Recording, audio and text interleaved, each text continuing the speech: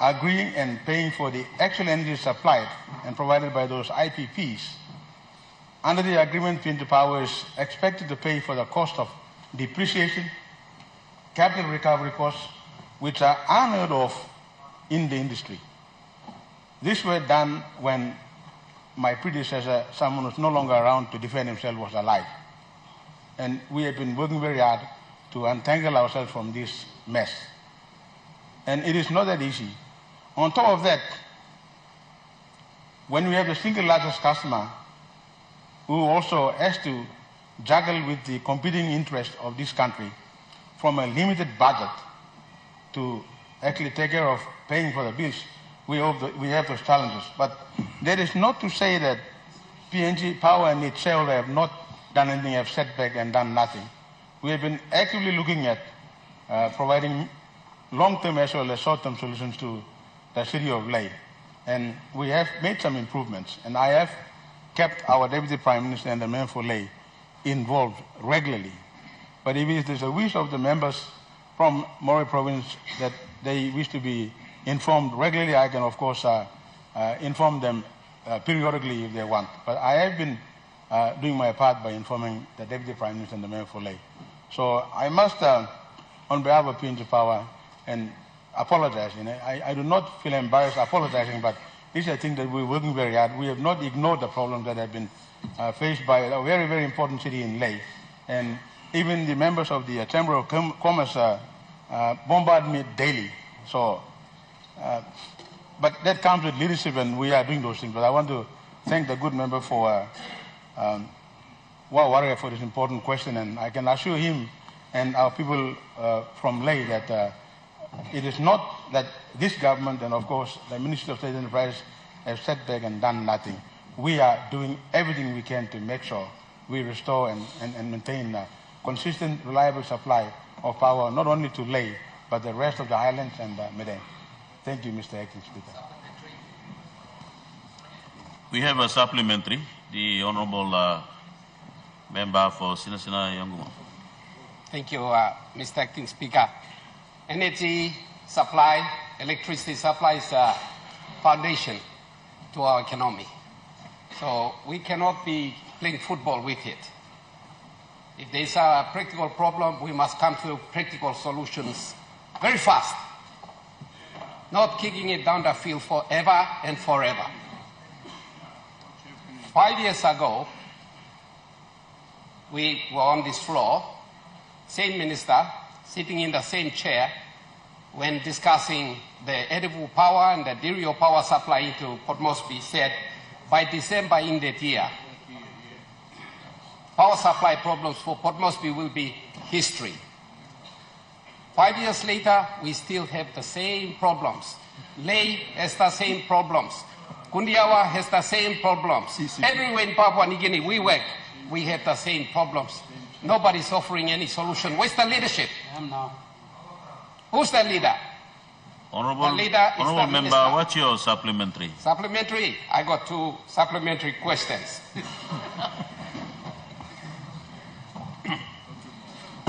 How long does it have to take to find practical solutions to the power supply problem in this country? How long? This minister has been the Minister for State of Enterprise for more than 10 years. Now, when are we going to have the solutions? Mr. Prime Minister, what is the Prime Minister doing about this lack of performance? Lack of alternatives? Honourable Member, if you start calling Prime Minister and others, it will be, the supplementary question will be out of... Point of order, Mr. Speaker. Honourable Prime Minister, what's your point of order? Mr. Speaker, Section 141 of our standing order does inform all of us not to use imputations, inferences, assumptions,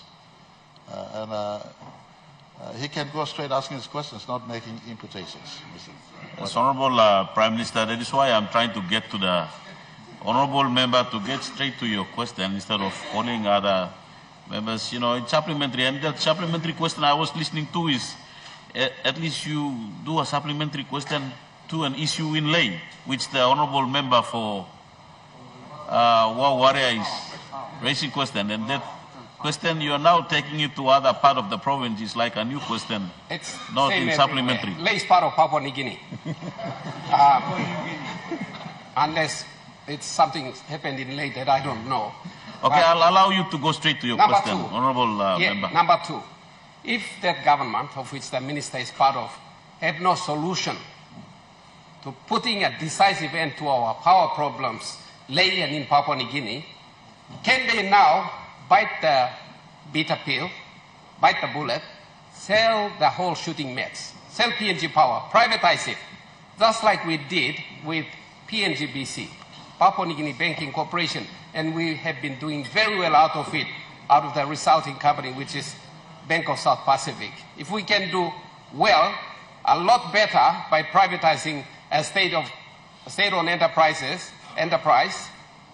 being PNG BC, why don't we do the same thing here with PNG Power and put an end to these problems? Because private sector know how to operate a business, not the government.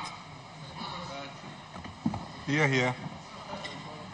Honorable Member, I was thinking to rule your supplementary question out of order, but you have already completed the question, so I'll allow the Minister to respond to that. I think the issue of power in the country is an issue that everybody is facing, so I'll allow the Minister to respond to the question the Honorable Member for Sinai Yongumul have raised.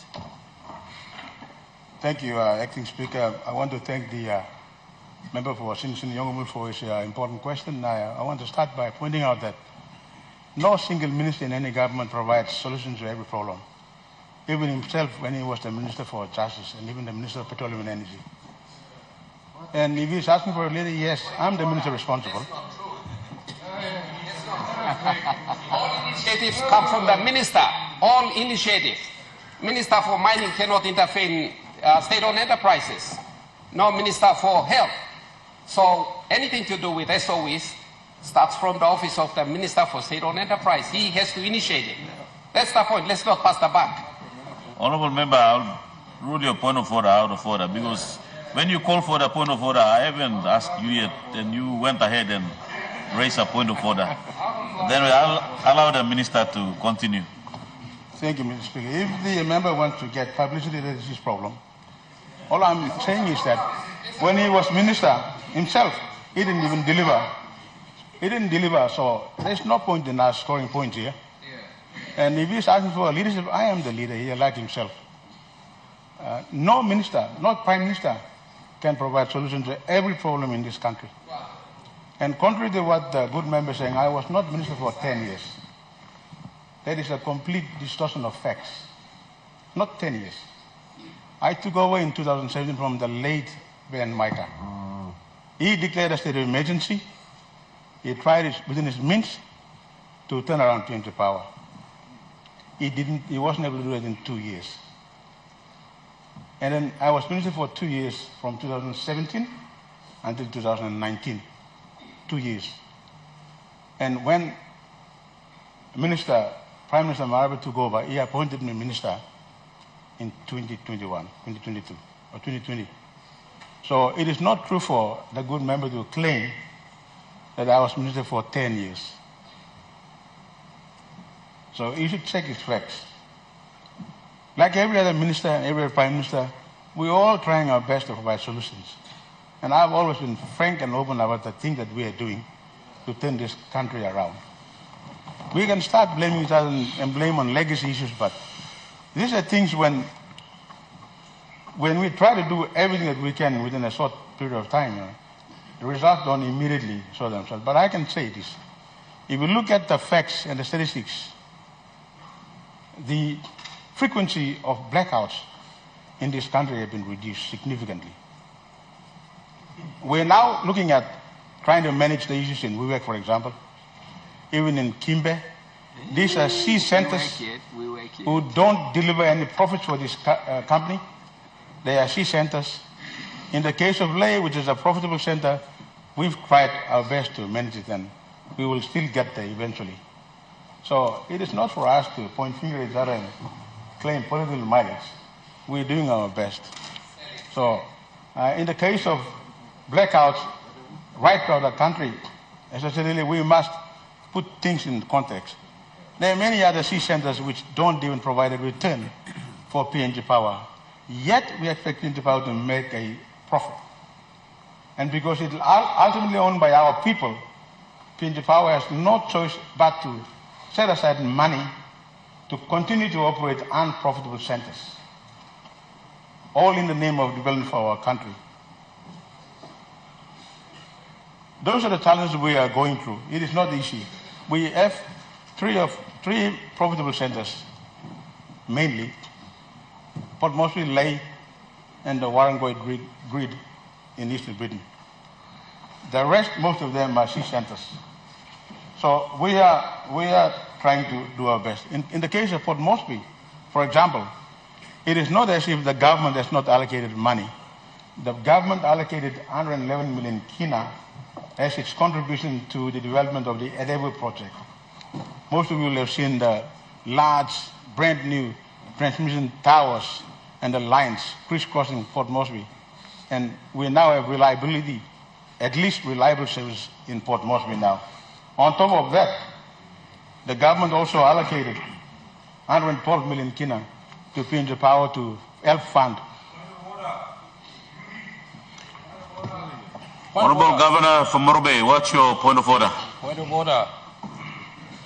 Minister is trying to explain his inability to solve this problem. Continue to do it. Don't think that we are stupid people sitting in this parliament. We are intelligent people sitting in this parliament. We represent our people. People have given us the mandate to be here. Now, the honourable member for Sinasina Yongomul has asked a valid question to you, supplementary question. He said the PNG Power has failed this nation to solve the problem of power provisions in this country. Because without power, this country is not going to move. That is why he has proposed, and it's a valid question, point to you, is to answer. What are we going to do? What are you going to do with PNG Power? Are we going to continue to have them there?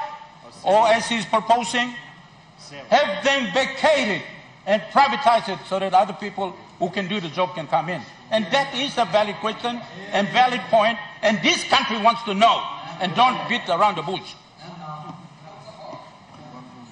Honorable Minister, to make your reply. The good governor is very impatient. He thinks he has all the answers, but he doesn't. Against that background, you must also remember that we as a government have never allowed PNG Power to increase its prices. No tariff increase for the last couple of years, for the last 10 years, for example. And we're already aware that this government, led by our Prime Minister, made a decision to privatize PNG Power. And we are past the privatization, and we are going through that process. I'm surprised our good governor is not aware of that. He has been reading, I suppose. So, I will not accept that blame. I will not. you don't have to. And I speak on behalf of Honorable Governor. Honorable Governor, if you want to make a point of order. Honorable Governor. Honorable Governor of Morobe. Honorable members, when you call for a point of order, you wait for the chair to ask you to raise your point of order. You don't just take point of order and stand up and speak as you wish. So, honorable member, thank you. Allow the minister to complete your reply. We have another point of order. Honorable member for Abao. Honorable Acting Speaker, the time is ticking, and yesterday you made a commitment to extend question time today. The honorable member, I remember I don't make a commitment. It is the House that will ask to extend the time, and I cannot make a commitment to extend with my own power. So, Honorable Member, your point of order is out of order. I'll allow the Minister, if you have a reply, otherwise our question time slaps. Yeah.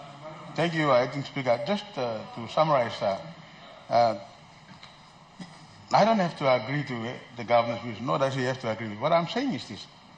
Our government has already announced in public that PNG Power will be partially privatized. So I've answered the good member for Senator Nyong'o's question. So what is the government of Morobe on about? That decision was made in December last year, and it is going through a process. Order. Selling, Mr. Acting Speaker, selling a company like PNG Power will not be done through a fire sale. Everyone wants to buy it at a cheap price. It is a strategic national asset of this country. And if we are going down the path of public privatization, we have got to make sure that we go through the books properly, proper valuation is done so that our people do get a return for the investment. We are not in the business of selling companies just for the sake of selling. Like PNGBC, for example. Thank you, Mr. Acting Speaker. Honorable members, our question time has lapsed. Leader of Government Business. Mr. Acting Speaker, I ask leave of Parliament to move a motion without notice. Leave granted.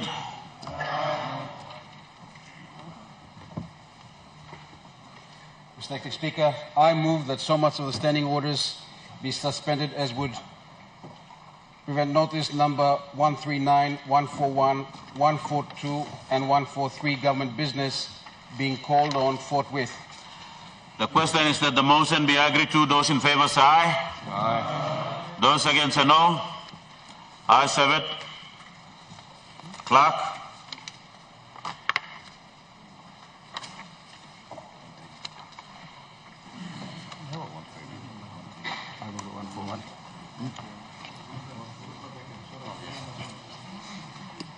Notice number 141, Minister for Rural and Economic Development.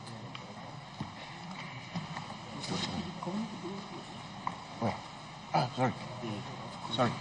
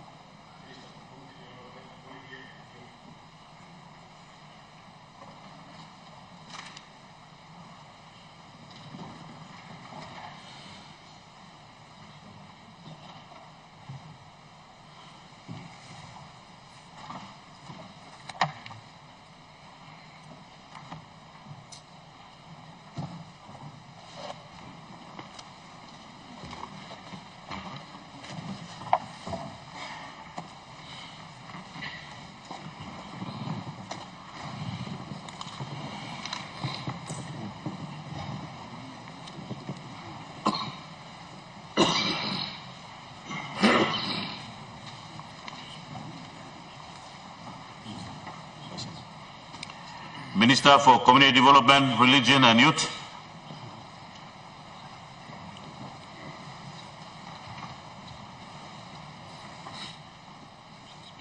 Mr. Speaker, I present the Community Development Bill 2025.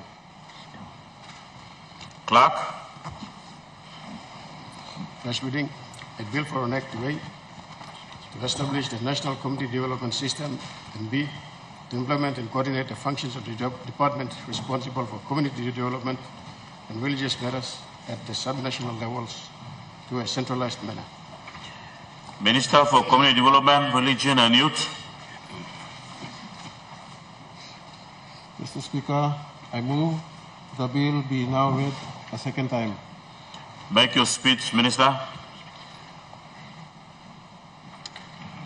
Mr. Speaker, Prime Minister, and the honorable members of Parliament, it is with deep sense of responsibility and profound commitment to the people of Papua New Guinea that I stand before you to present the Community Development Bill 2025. The bill is not just a piece of legislation, it is a transformative framework designed to address the systematic challenges that have hindered our nation's progress in delivering essential service to our most vulnerable and marginalized population. The bill represents a significant milestone in the government's commitment to improving the lives of our people, particularly those in rural and remote places. It's a direct response to the gaps in service delivery, coordination, protection, and empowerment that have persisted for almost 50 years. Mr. Speaker, the need for the bill cannot be overstated. For decades, our community development functions have been fragmented, underfunded, and inconsistently implemented. The lack of a coordination mechanism has led to inefficiencies, duplication of efforts, and a failure to adequately address the needs of all our most vulnerable population: persons with disability, the elderly, the women, children, youth, and survivors of gender-based violence, including the survivors of social acquisition-related violence. Mr. Speaker, the organic law on the provincial and local level of government provides the existing framework for decentralization of powers and functions to ensure service delivery at sub-national level. However, in practice, the same system has proven to be ineffective and dysfunctional for effective and efficient delivery of community development services at the sub-national level for over the past 49 years. The underlying cause of ineffective service delivery was the lack of established mechanism to ensure coordination of implementation of community development function. This legislation will enable the Department of Community Development and Religion to effectively coordinate the protection and empowerment function of the department at the sub-national level. More so, the protecting and empowerment the marginalized and vulnerable population requires collaborative and coordinated efforts from all of the relevant stakeholders as required by the Community Development Bill 2025.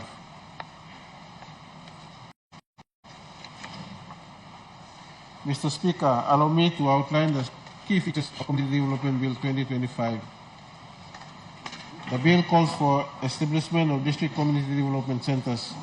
These centers will serve as a primary mechanism for delivering community service development at sub-national level. They will ensure that the essential services such as social protection, economic empowerment, gender equality initiatives are accessible to all, particularly those in rural and remote areas. The bill also calls for the creation of National Community Development Advisory Committee. This committee will coordinate efforts between national, provincial, and local level government, as well as with civil society organizations, churches, and development partners. It will ensure that all stakeholders work together towards common goal, avoiding duplication of efforts and ensuring the efficient use of resources. Furthermore, the bill will not only call for development of community development sector plan, it will also strengthen the monitoring and reporting mechanism specifically for the community development sector, consequently involving sector planning, equitable resources allocation, transparency, accountability, and service delivery. Mr. Speaker, for effective collaboration, resource distribution, and for efficient protection and empowerment service delivery, the bill requires all the international development partners, non-governmental organizations, and civil society organizations to register their plans and activities with the Department of Community Development and Religion. This will ensure that their efforts are aligned with the national priorities and contribute to the overall development goals of our nation. Mr. Speaker, the Community Development Bill 2025 is fully aligned with our national development goals. It supports Pillar 1, human capital development, gender, youth, and people. Pillar 3, institutional development and service delivery of the Vision 2050. It also aligns with strategic priority area number 11, population dynamics and development of the medium-term development for 2023 to 2025. Mr. Speaker, the tabling of the bill is the result of collaboration and commitment of all relevant stakeholders. I would like to take this opportunity to acknowledge the tireless efforts of the Department of Community Development and Religion under the leadership of the Secretary, Mr. Ubase, and the Technical Working Group that includes representatives from the Constitutional and Law Reform Commission, the Office of the State Solicitor, the Office of the First Legislative Council, the Department of Justice and Attorney General, the Department of National Planning and Monitoring, the Department of Provincial and Local Level Government, the Department of Implementation and Rural Development, the National Economic Fiscal Commission, the Department of Finance, and the Department of Treasury. Along with the legal consultation to ensure relevance of the bill and alignment of the bill to exist legislations and policy framework proceeded the submission and statutory endorsement of the bill. As such, the First Legislative Council issued a certificate of compliance on 12 March 2025. I also extend my gratitude to the National Executive Council under the leadership of our Prime Minister, Honorable James Marabe, for endorsing this bill and recognizing the importance in our nation's development agenda. Furthermore, I'd like to acknowledge the invaluable contributions of our development partners, non-governmental organizations, civil society organizations, churches, and the community-based organizations. Your efforts have made a significant impact on the lives of our people, and the bill seeks to build on your work by creating a more coordinated and effective framework for our community development. Mr. Speaker, the passage of this bill will mark a new chapter in our nation's journey towards inclusion and sustainable development. It will empower our community, strengthening our institutional and ensure that no one is left behind. I urge all honorable members of Parliament to support this bill and join us in building a Papua New Guinea where every citizen, regardless of their background, circumstances, has the opportunity to live a life of dignity, security, and prosperity. Let us all work together to create a nation where our children can grow up in safe and supportive environment, where our women are empowered to reach their full potential, where our youth have access to education and employment opportunities, where our elderly and persons with disabilities are treated with respect and care they deserve. Mr. Speaker, the Community Development Bill 2025 is more than just a piece of legislation. It is a promise to the people of Papua New Guinea. It is a promise that will not rest until every citizen has access to the services and opportunities that they need to thrive. It is a promise that we will work tirelessly to build a nation that is inclusive, equitable, and prosperous. I call on the honorable members of Parliament to support this bill and join us in making this promise a reality. Together, we build a better future for Papua New Guineans. Thank you, Mr. Speaker. The honorable member for Kandep. Thank you, Mr. Speaker. I stand to support the minister, and I think many papers like this have been produced, but I think this is one of those best papers that addresses human uses in Papua New Guinea and honorable attention. I think Peter deserves the support of all of us in this particular bill.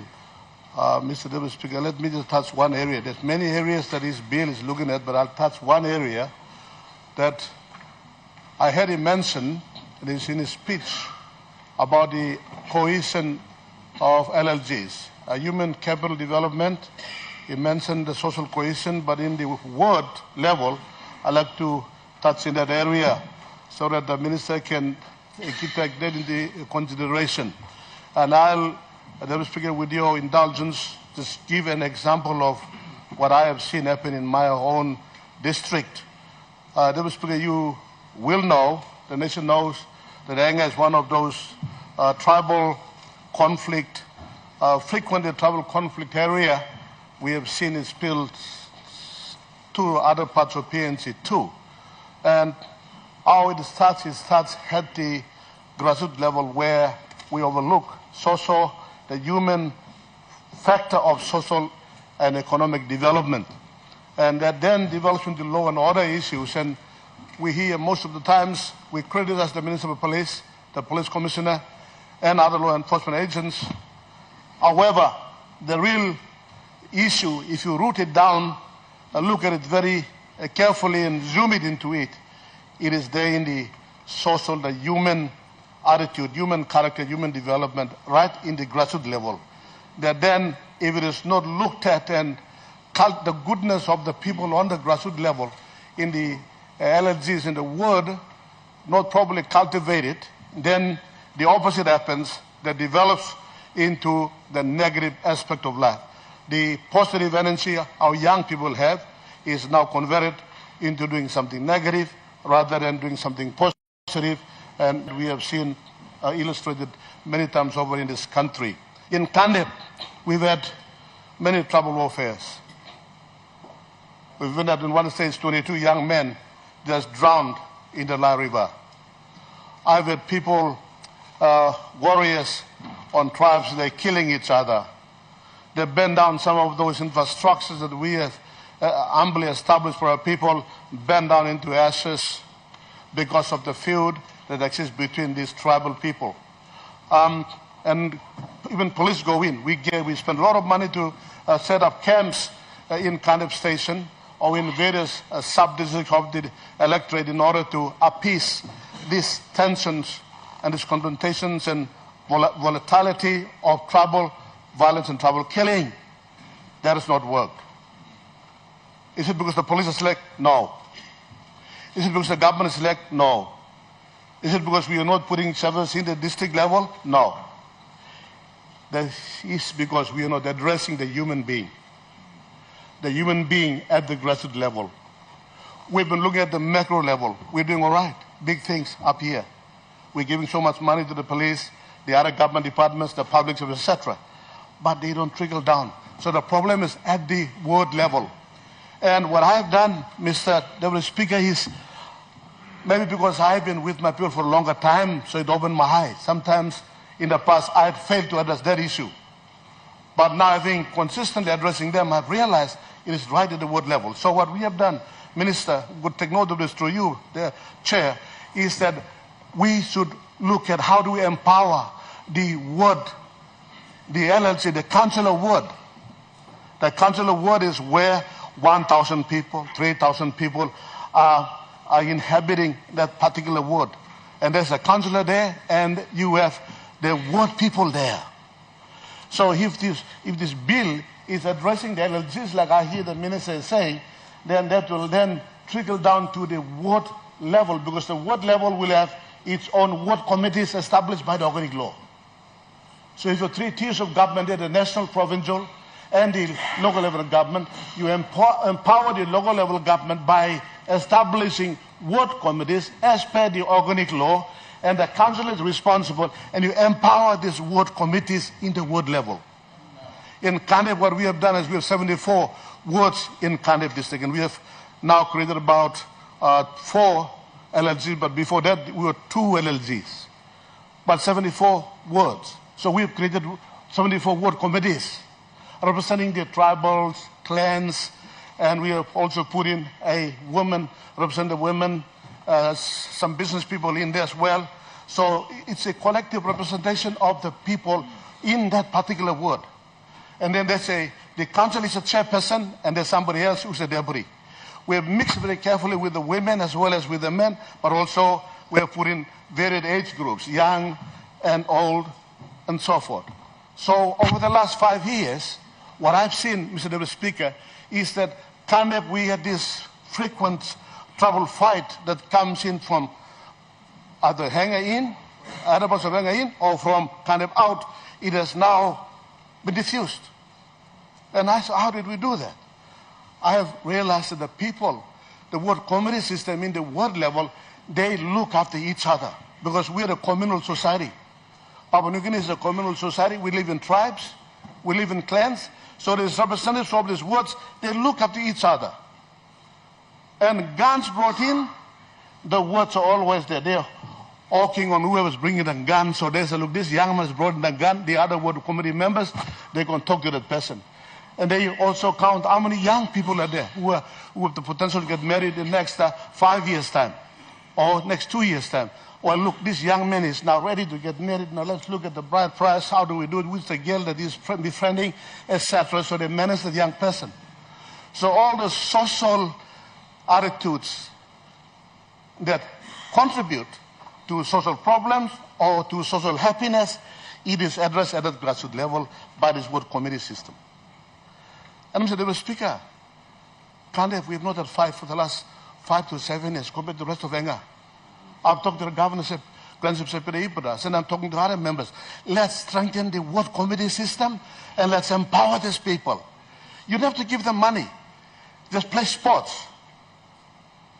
Playing sports in there and other people going in like the United Nations. Mr. Deputy Speaker, I've also spoken to the United Nations recently about 2 weeks ago on this, and I sold them that concept, and I'm meeting with them from time to time to make Kandahar a pilot project for ward committee system that empowers people in the council of ward. So I see that's working, and this bill addresses that. And I think it is one of the best bills, because every other bill, we're looking at all materialistic things. A road is a materialistic thing, a classroom is a materialistic thing, all these other issues we're talking about, they're all material things, right? Of course, they will enhance human capital development, but they are not directly the human. But there are only 3 areas that address human. Social development, like this bill before us, skilling of the young people, skilling, education, skilling, and 3 is the health. The health. You have to be in good health in your body within to reflect the goodness without. And that's what social sector is supposed to be a leading department. Look, let me say this. Look, excuse me for saying some things bluntly, Mr. Deputy Speaker, but we seem to be happy with where the money is. But money has proven not to be the solution all the times. Social sector development, where we go down to the human person, is very important. That should be the priority. As enshrined in our Constitution, in the Constitution, integral human development is priority, and that's what this bill is doing, and the ministers leading us in the right direction under the leadership of the Prime Minister. And another factor I've also seen in Kandahar is this. Drug. Mr. Deputy Speaker, drug. Drug is stealing our young people. Marijuana is stealing our young people.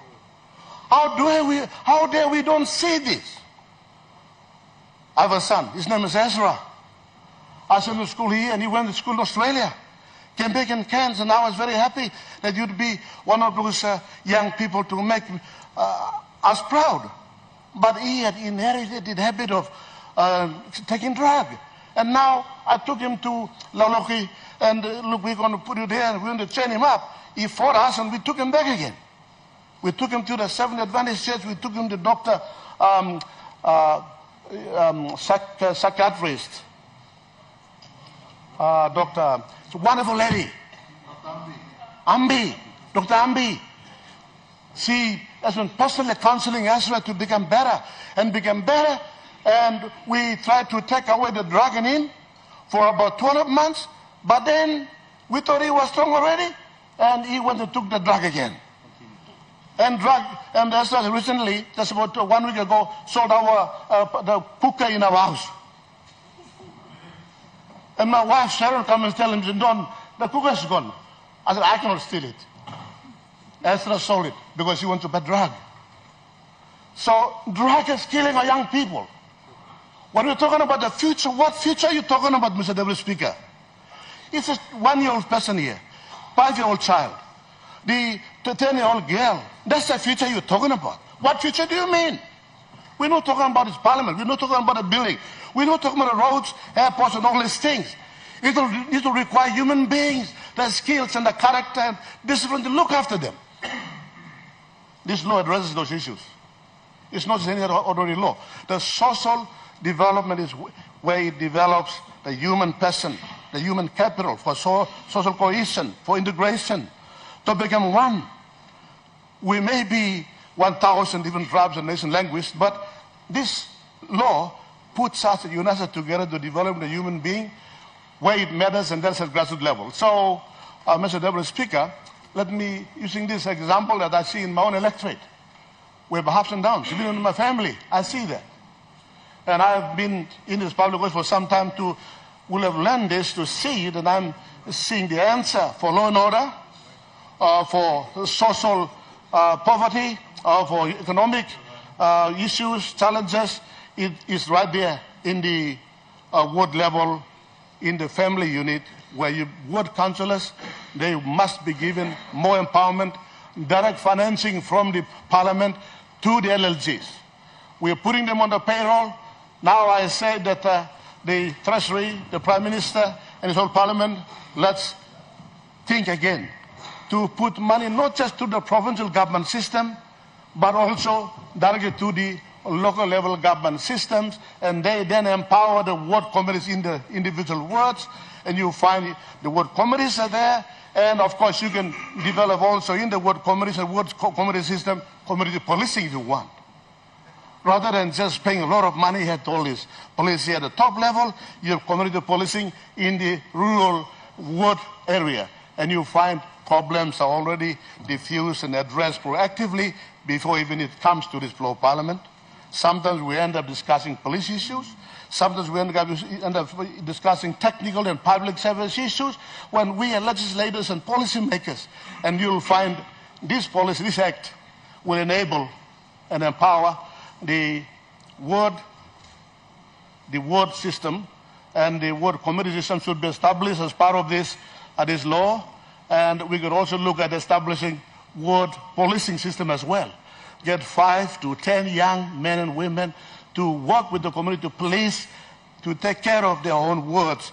So if you can have that system in place from the bottom level up, you will see the governance of the top level down, and integrating the whole governance system, Mr. Deputy Speaker, I find will be much easier, less costlier, and will be very, very effective. So I asked the Minister to look at that, to, in this act, some time in the progressing into the future, look at the ward committee system and the ward policing system in individual LLG wards. Like in Canada, we have 74 ward committee systems. We've established them, the structure there, and now we're looking at how do we put about 5 to 10 young men and women, whom we call them policing in the ward level, so that they're proactive in addressing those potential issues that come up, and they address immediately on the spot. Therefore, you don't have trouble fights. Therefore, you don't have gunmen coming in and harboring gun in those wards. Police will find it difficult to find them, but the ward, the community themselves will be on the guard. They will be the solution providers.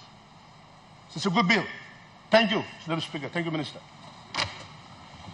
The Honourable Member for Abao. Thank you, Speaker. I wish to have a few comments, but I want to commend the Honourable Minister for bringing this bill to the Honourable House. I want to raise a concern in view of this bill, and therefore put up a case on the bill not being necessary. Mr. Acting Speaker, we are into centralizing too many activities in this country. If you read this bill carefully, you will find that this is another nationally structured organ. It will establish an advisory committee made up of 13 people that are very, very busy every day anyway. You look at Section 9 of the proposed bill, which has named all those departmental heads that are always in committees everywhere. Planning, finance, health, education, community development, even the police commissioner or his nominee there. So, Mr. Acting Speaker, I'm always against centralizing programs. The Honourable Member for Kandep highlighted existing systems through by law, the local level government and the wards. They're already there and working but devoid of funds. That's where these community issues are addressed, not at the national level. DDAs too are eased up. We have district community development officers there. We have church members in the DDA, LRGs too. So in terms of the entire community, the system is there. Please don't centralize it. Give it to us and give the funding as well. This is another centralization program. I can tell you, Acting Speaker, it will be another white elephant. It will not work. All these advisory committee people, they are busy. Just look, one person, Minister, Department of Head responsible for Treasury, or his nominee, deputy, or FAS, or they are all busy people. So, and then you look at Section 16, they are prescribing in this bill that the so-called Community Development Center will be at the provincial level, trying to coordinate again at the provincial level, but we got wards there, we got LLGs there, and argument that member for Kendep strongly emphasized, which I agree, but he disoriented it. It's completely disoriented. Use the existing community-based legal entities, LLGs, wards, DDAs. We members of parliament, we encompass everything in the community. Why do we create another animal? When I was Secretary for Health, I fought against the establishment of the Provincial Health Authority. I argued that this is bringing health back to Waigani. All the provincial health boards report to the minister. They don't even report to the governor, who is in the province. And in minister's report. Honorable Member, we have a point of order. The Honorable Minister. Thank you, Mr. Speaker. I'd like to make it clear to the floor of Parliament that the bill, the PHA Act, is an important act, and it's been passed to Parliament, and we have PHs now in 22 provinces, and the governor, represented by PA, is on the PHA board. And we need to acknowledge this kind of arrangements. It's actually functioning, and it's effective. Thank you. The Honourable Minister, your point of order is in order. The Honourable... we just had a report by the Minister for Provincial Affairs and Local Level Governments, highlighting that two organs are confusing the system, Provincial Health Authority and the DDAs. That's the point I'm making. Is centralizing these important functions that should be at the authority of, at the provincial level and the district level. So my argument, Mr. Speaker, I mean the Health Minister has to defend the PHA because he's the minister responsible. I was a former minister. I propagated it, but I actually went against it originally. And this is the spirit under which I am arguing. Do not centralize because ministers are too far away. We have to go back at the provincial right down to the district. And for this particular, trying to establish a national community development system, we actually already have it. I don't see the need for us to legislate because we already have structures. The churches are the biggest contributors for community development. You look at every village, every church is there. All we just do through DDA, LOG, we support the churches. Even Minister for Community Development is not even budgeting directly for every church organization. Districts are the ones that are helping. So let's help and facilitate what is already happening down at the district level. My concern is continuing to centralize organs of state that are basically non-functional because they will interfere with many of the legal organs already on the ground. They will step on the toes of too many people. Imagine this advisory committee at Waigani advising on community development issues, which include health matters. We already have the system down there already. Or education matters. All these community members, they have their own agencies, the committee members.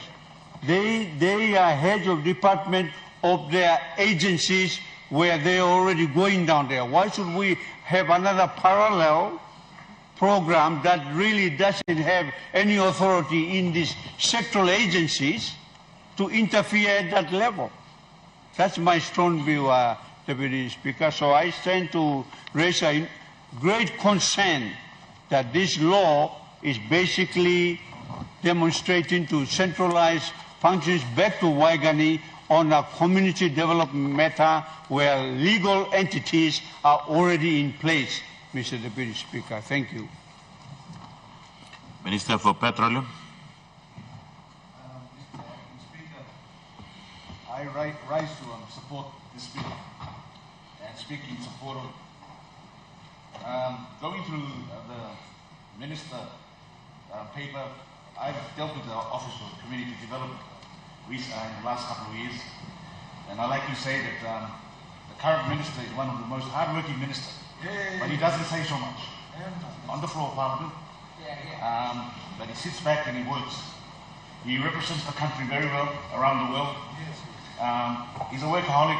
He starts early in the morning at 8 o'clock and finishes at 6 to 7 o'clock in the night. So I commend the Minister for bringing this very good bill. This bill, I think, I'd like to comment that I think the member for Abao is misplaced in his arguments. This doesn't centralize the work of the community development. This bill, in fact, gives recognition down to the districts that people in the district at the moment don't recognize that our most vulnerable people, like our elderly, disability people, our women, children, youth, survivors of gender-based violence. These people don't get they're not recognized because we don't have a central functioning officer. Like, this is a profound bill. This bill was now you look at DDA and you started. This is what this bill is speaking about. We're giving focus in the district. In the last 2 years, me asking community development officer, who is down in my district working? And there was nobody. This bill now will give focus and recognition. Now, every go and every no sit down. This like minister, I'm using department then only start work finish. The last 2 years, all working programs work finished.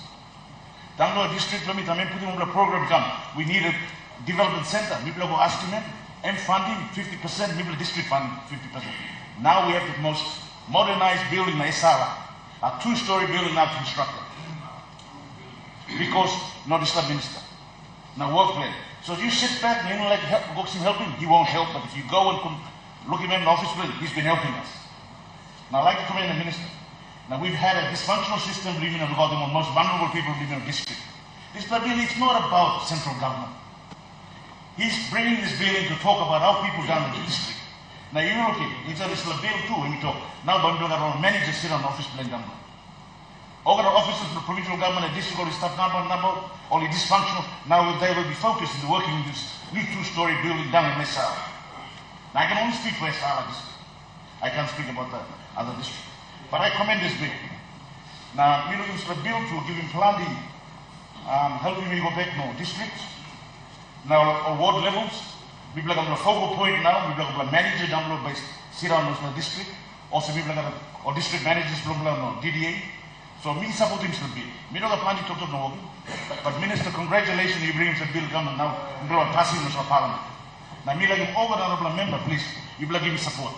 This bill doesn't centralize the work of the community development to our most vulnerable people. This bill now decentralized now. Walking go back to district and ward level.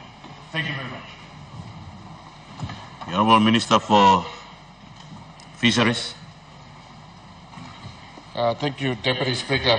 I rise to support the Minister on his bill. This is a very important bill.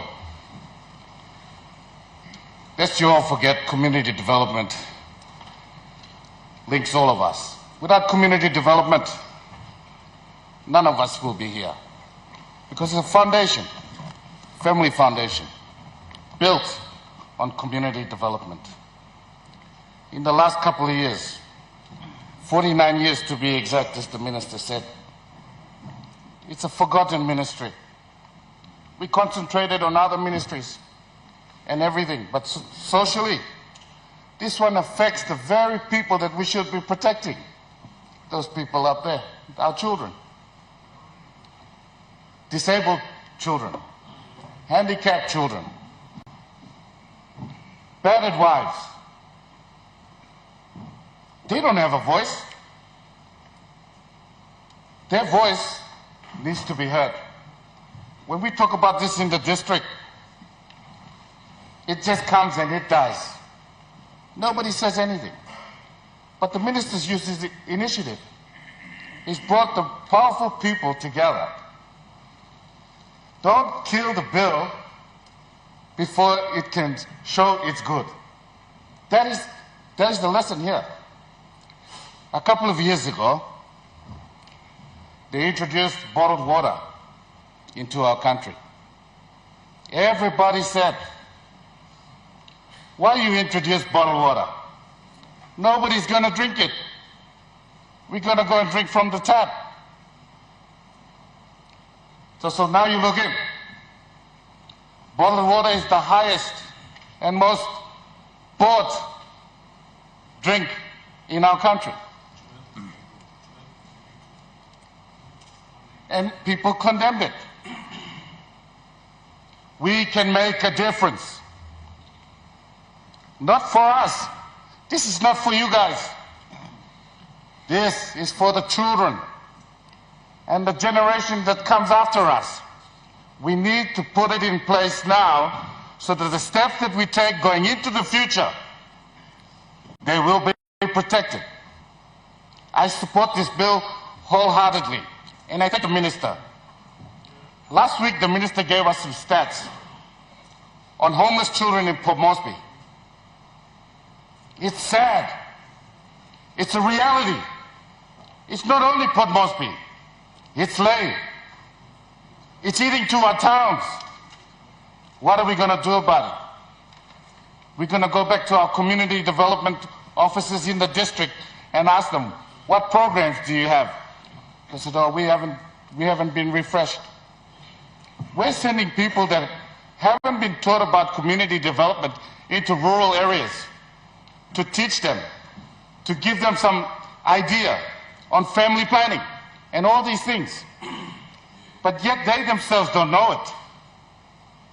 This finally will give us something so that the people that we send out there have the idea, the mentality to make the changes that we all want.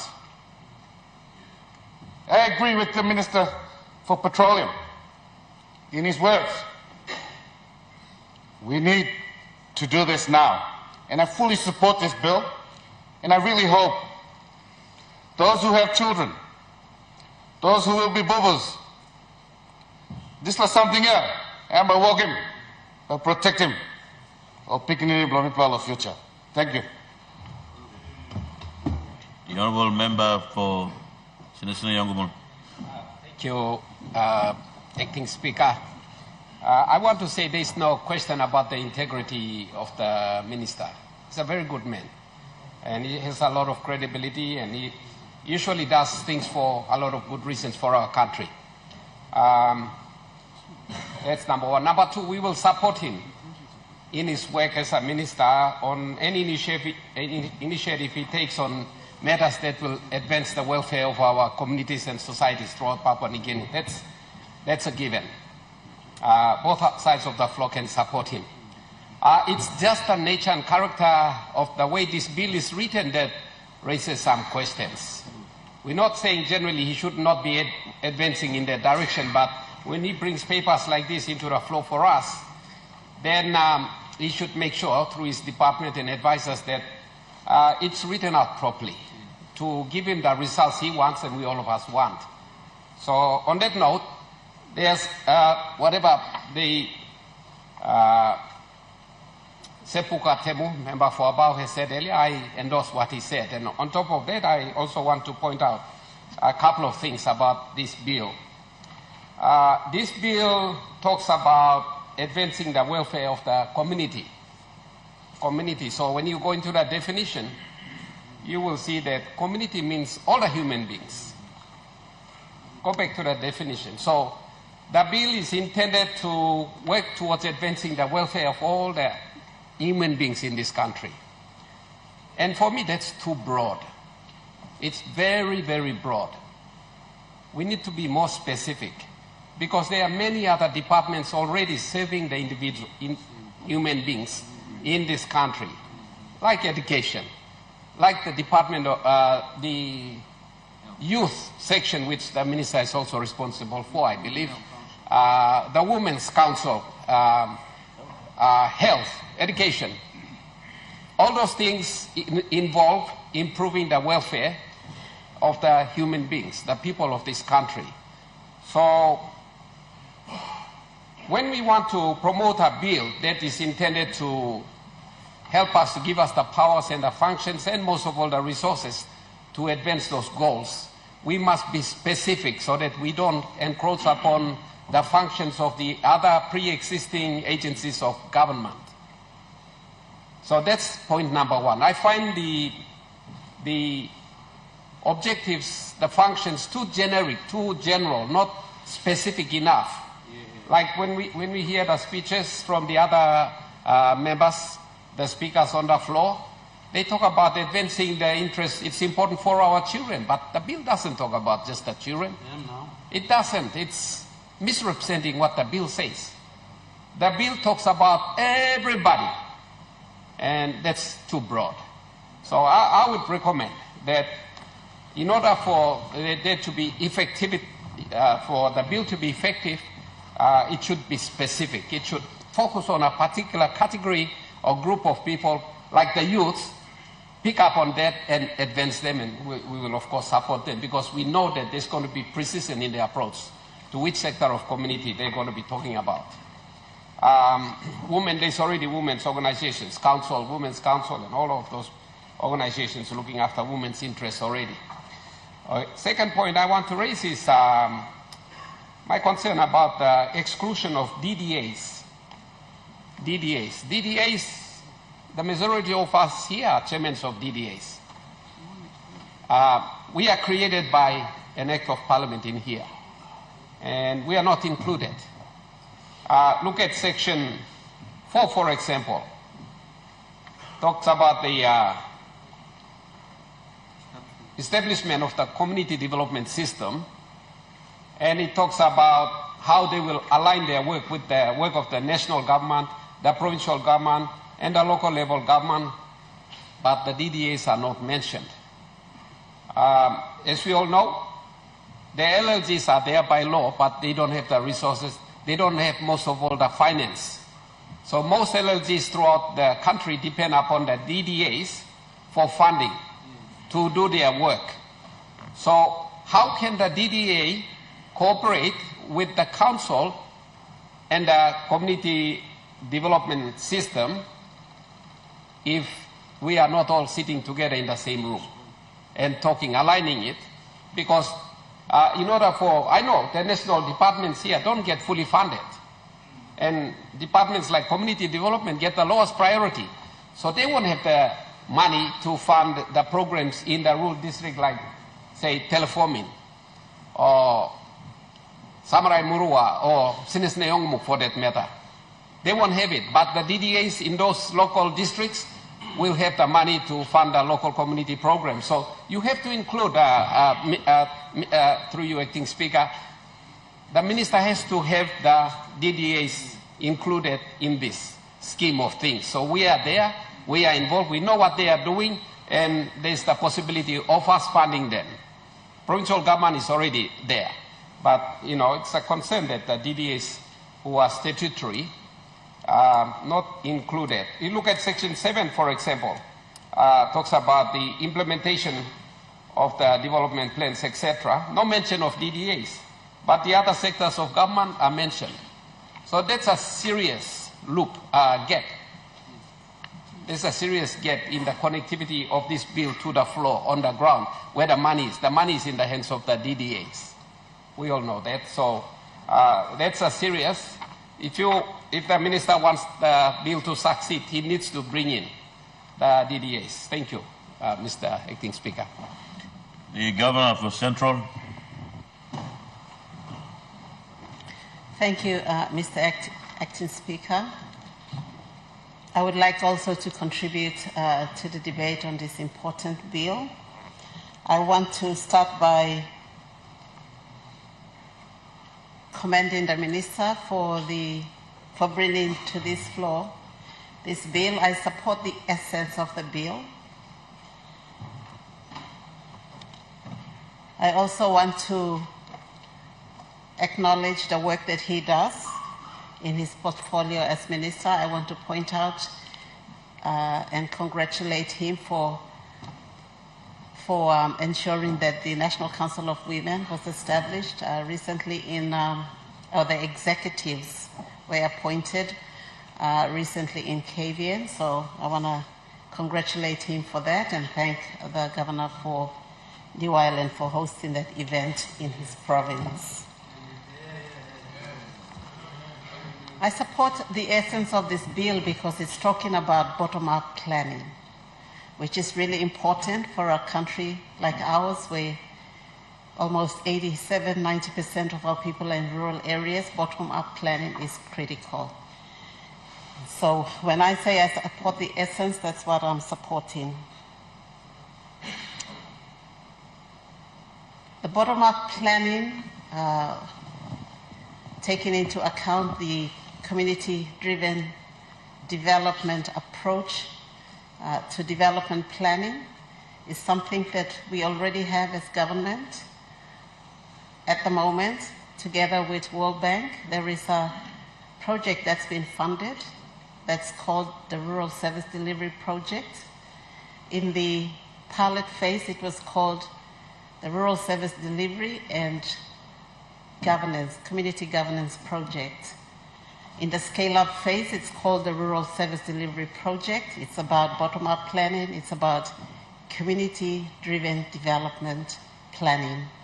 It's working to empower the community, the ward development plans with their chair, who is the councillor, the ward councillor, the LLG administration and the district administration is looking at empowering the administration level that are working with our people at the community level, as well as the ward development communities. So it's working through existing government system to strengthen that level of government, both political and administration. The important point, objective of this government, of this project, is to bring services down to the people, but services that are identified by the people themselves in ward communities through the Ward Development Committee.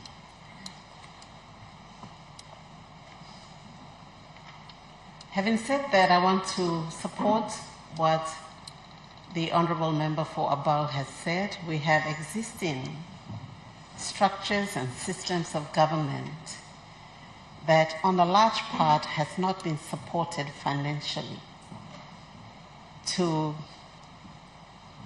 work as it was intended to. And so while this bill here has the right intent, I agree that as I see this bill, it seems to be centralizing the functions that are already played by subnational governments and the structures, administrative structures at that level. So whether that keeps the bottom-up planning, to what extent will it be effective in maintaining the importance of bottom-up planning, community-driven development approach, for me is questionable.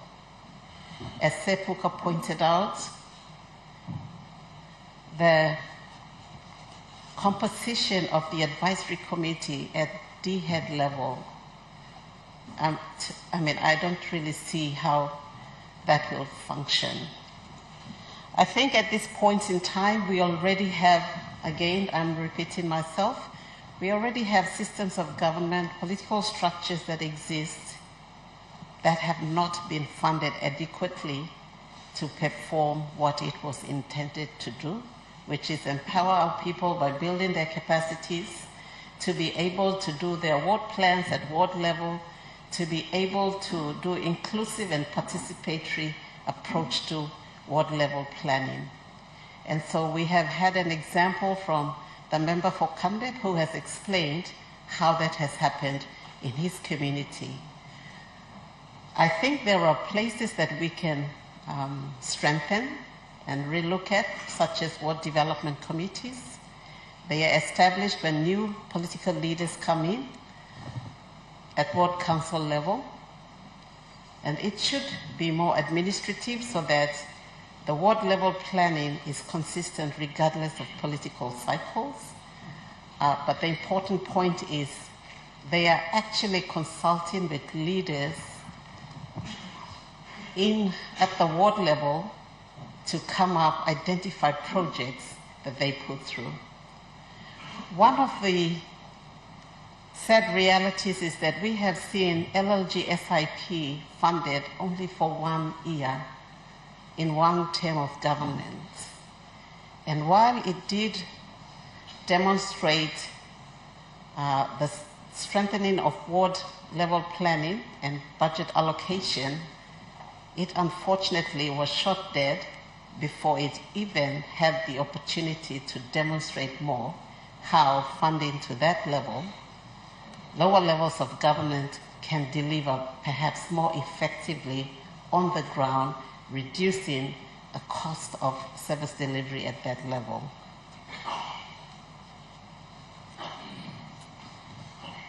Ward level planning is going to be location specific, because as the member for Kandep has said, in a Highlands community, it might look different from a community here in Central Province. Even within Central Province, at ward level, you will have different leadership structures and governance systems that exist purely by the fact of different cultures that exist within each locality in every district.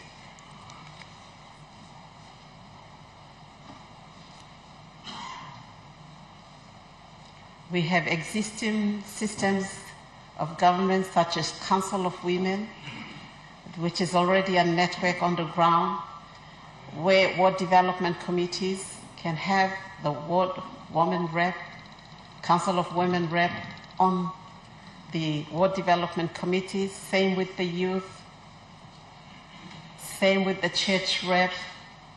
We also at provincial level already have appointed members, same as LLG, and at the provincial government where you have appointed members to the assembly, provincial assembly, women, youth, chiefs, in the case of Central, is actually covered in the organic law. On provincial local level governments, you have business reps. The thing is, the funding is not there. What we have at provincial level is not enough to fund these members who are already a voice at the provincial assembly level. And so I'm trying to take time to point out that the existing system already covers to such an adequate extent the representation of different sectors of the community. The major flaw is that we have not supported the existing systems and structures that give voice to women, that give voice to youth, that give voice to chiefs who are leaders on the ground, that give voice to other marginalized groups, people living with disabilities, etc. So while I really support the essence of the bill, I don't think it's presented in the way that we would like, but going further than that, why do we bring something else when we are not supporting what already exists? Thank you, Mr. Acting Speaker. Governor Foro. Acting Speaker, I want to add my comments to the ongoing debate. Firstly, I would like to thank the Minister and commend him for making an effort to bring a bill into Parliament that recognizes the plight of our most marginalized in the communities, districts, provinces, country. I just have a few concerns about the bill that I feel we need to sort out and tidy up before we bring back to this Parliament. Reading through it briefly, I get the sense that we are creating more public service jobs that will be reporting to Waigani. That's my problem or issue with this bill. These public servants that are going to be created, or these public service jobs that are going to be created, according to what I'm reading here, will be taken away from the provincial government system or the administration, deployed to the districts, and then reporting to Waigani. Why? We are sick and tired of Waigani swamp and having to come and line up here and beg for resources and funds to run our provinces. And now you're trying to create another parallel system. Doesn't make sense. I urge all governors to read this document very carefully before you all agree to this. Are we aiming to do away with 22 provinces and create 89 new provinces? Is that what we're doing here? Ministers, read your bills carefully before you bring them here. Your public servants are misleading you. That's what's happening here. This bill doesn't make sense to me.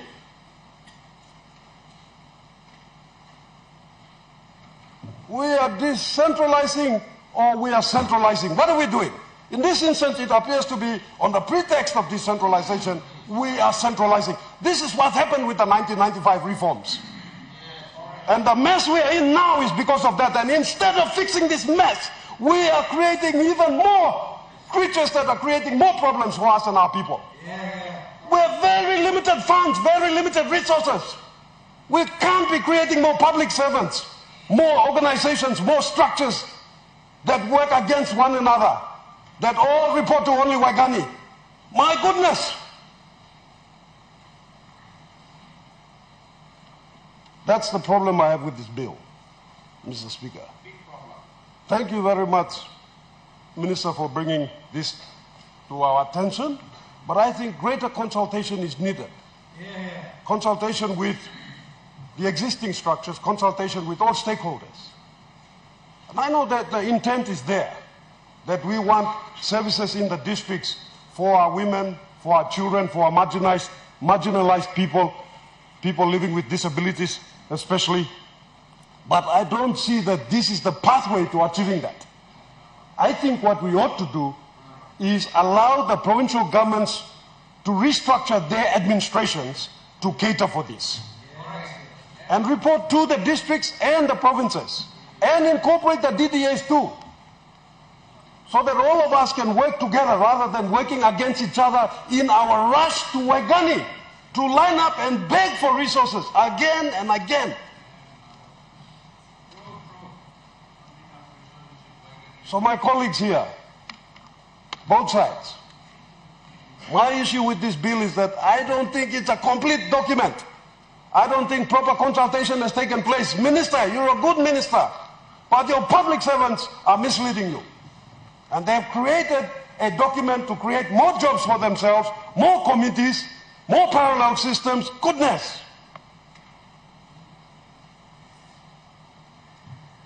So I, for one, will not support this bill. And I urge all governors to read it very carefully and thoroughly before you agree to supporting this bill. I urge you to take this bill back, review it, consult stakeholders, consult provincial governments, and then we bring back a bill that is going to allow all of us to work together, decentralized, so we are not all running to Wagani Swamp. Thank you. The Honourable Governor from Morobe. Thank you, Mr. Acting Speaker, for giving me leave to talk now. We like to make the lyric short to talk to talk pisin. Talk place belong all simple man, legal man, not recognized man. You mean like addressing long all. So me like him all the same radio by through the radio all by Adam, now TV 2 by Lukim, newspaper all by Kandim. Mr. Speaker, Acting Speaker, this country blow you me before by me supporting bill, but me come to the point behind. This country blow you me got civilization before. Some man all talk primitive civilization, but primitive civilization. Life blow you me long over the half long perimeter long this country.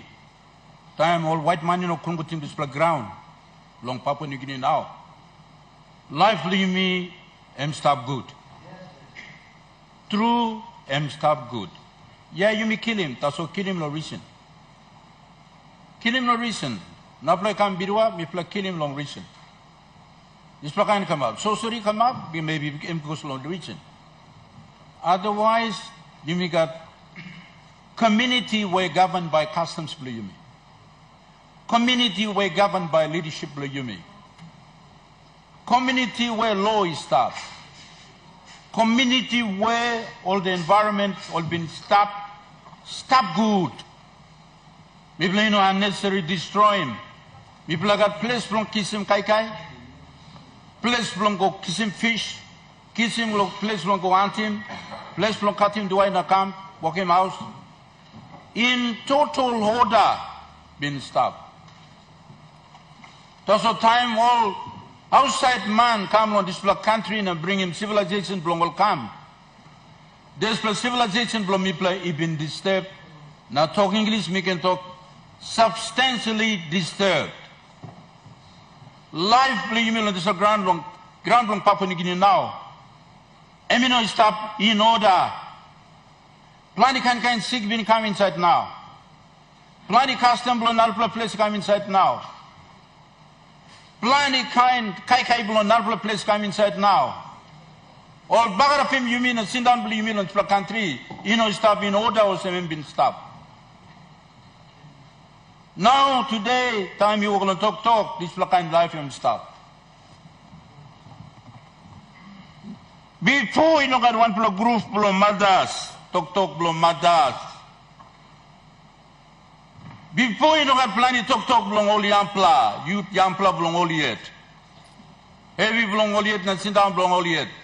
Before you got talk. Before you got one talk blow disabled people. How why me look out him disabled people? You got talk. Before no got. Me play got way blow look out him disabled people. Before you got one play issue belong unemployment, Mr. Speaker.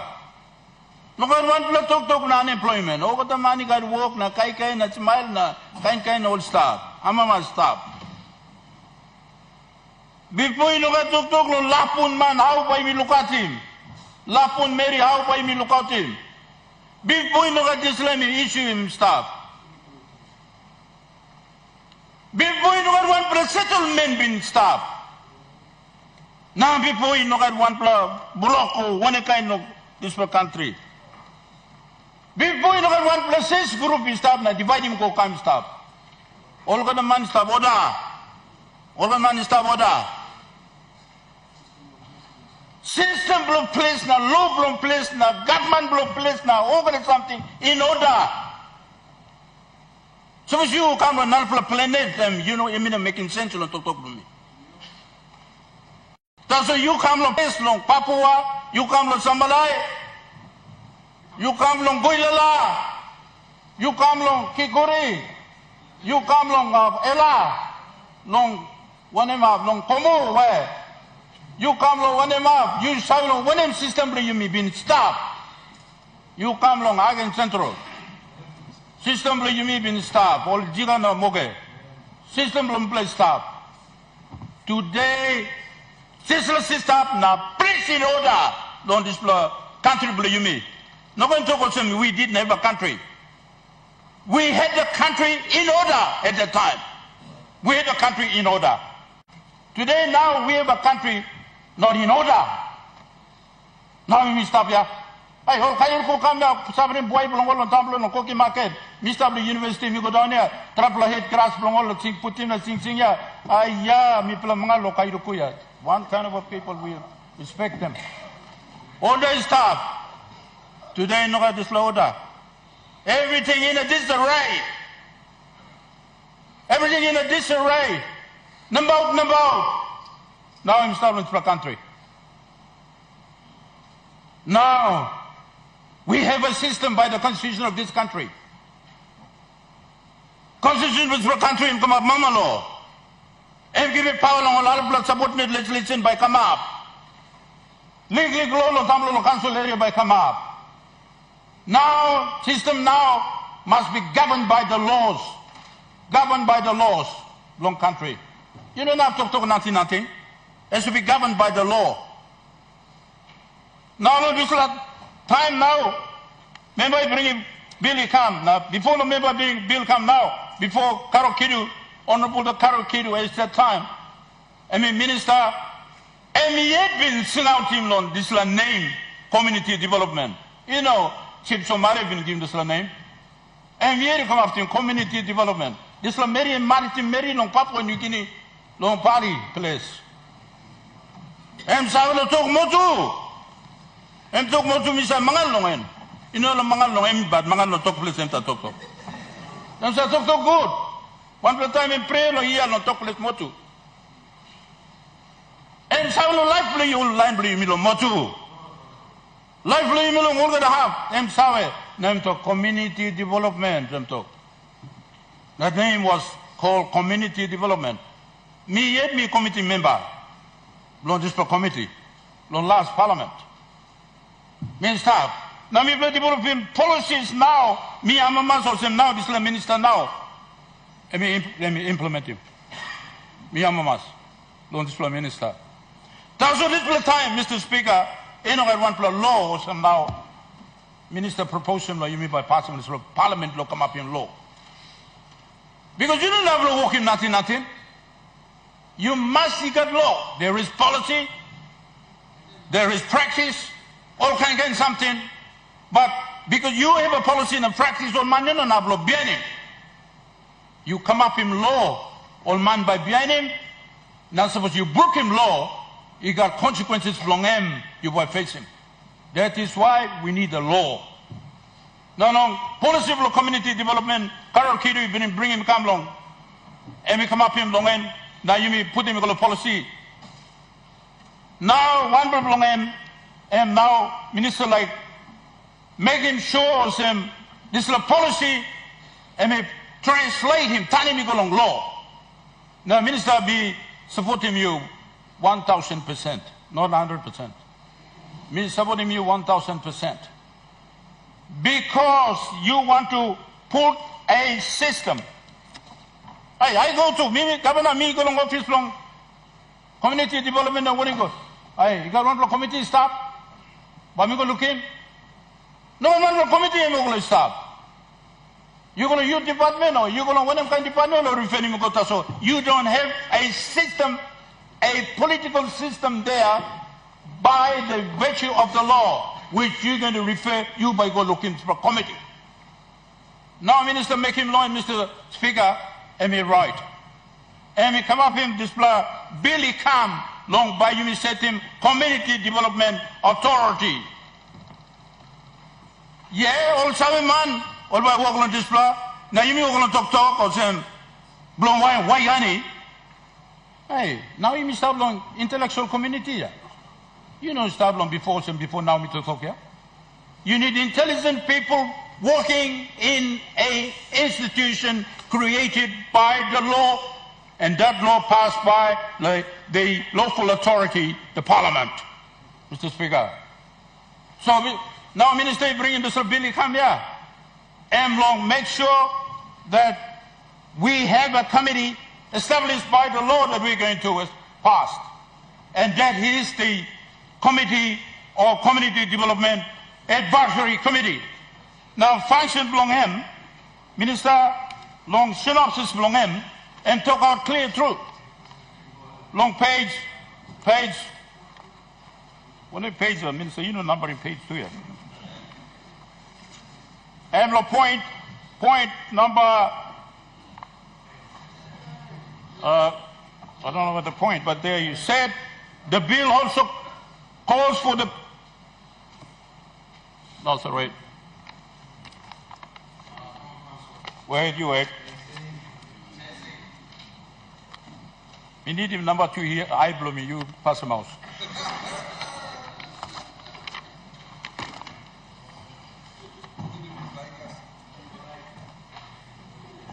Yeah.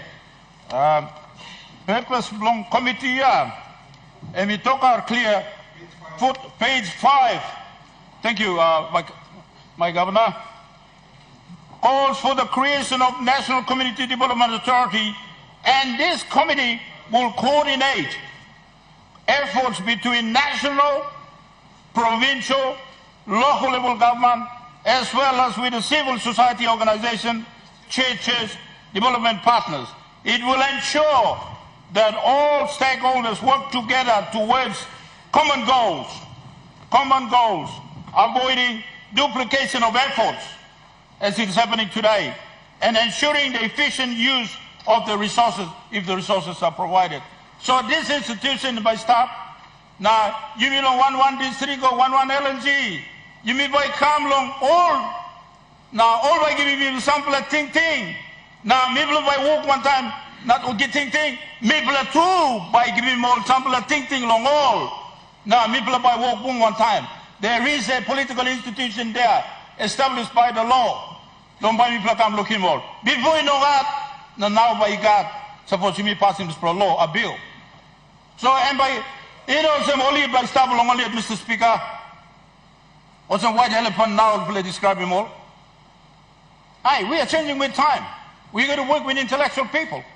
All by staff now by advising you me. Now you me by walk. Now this institution and by Sanab, now thank you on consultation. Also you know our consultation. But Governor Bloro me due respect on them. But this consultation. All man walk along office to help you. Now a lot of line of consulting all ya. Now all kisim view belong all. Now give him minister, this will ting. Long what is the you must make him? Long address him all this line, Mr. Speaker. Now, Mr. Speaker. Honorable Governor, you may get point of order. Honorable Member Governor Foro. With due respect to the good governor for Morobe, me talk lo side lo mikla lo province. Where administration lo me no been consulted. Provincial administration, community development division lo me, all stakeholders lo province lo me. Mikla no been consulted lo tsla. And by impacting province lo me, and by impacting more people lo me too ya. So mikla need lo kisim la consultation and too by making input come lo tsla bill. That's what we been talking saying. Suppose all been consulting good la governor blo Morobe na administration plan, okay, good la. Almost working one kind of same lo get the province. Tas all point of order blo me. Must not talk also Inobin got consultation or Ibin got consultation because Mipla can confirm also Inobin got consultation or site Mipla. Thank you. Thank you, Honorable Governor. Honorable Governor Blo Morobe, you. Yeah, thank you, long. So sorry, my name. Sorry, only no consult him you. That's all consult him government Blo me. All consult him. Long when if something all walk. Let me talk. You mean. Province by no now work in isolation, one term national government. System of government established by the constitution. You must got national government. Now you must got provincial government. Now you must got local level government. That is why you mean this institution you like put him long national government, long staff now by you me by ember work one time you me. Also now long synopsis me read him long end. And a good idea. So merely give him ting long minister, long make sure also whatever they do, no can lose some out provinces, na activity long provinces. Now, Miple looks out, Mr. Minister, Speaker, clear through, long display institution or groups of people that civilization blow nalbla man come na put him, make him come up. Now you make out on this country. Huh? On mamaya, you got waria. Now on mama you got wari na kai can petition come lo governor blow morobe na come kai can governor. Oklo is put him stop. All youth, group of youth. Now all disabled people. I pass, I don't go to this plan. And then all beginning, also now you're going to talk to. And then unemployed people. And then all the people 60 years now you going up. And then all settlement villages now you got.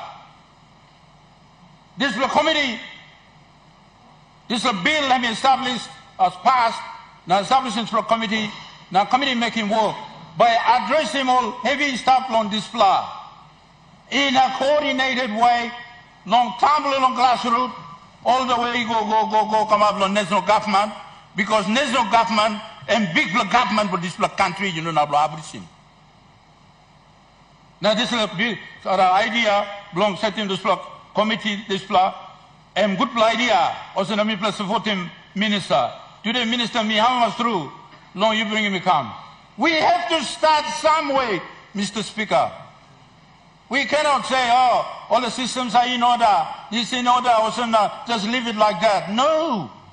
We have to come up with an order legally, that means to have a law passed, creating an institution and making sure that people are going to work in there and they know their duty statement and that they're going to attend to whatever they're going to do in relation to this category of people now me mention on.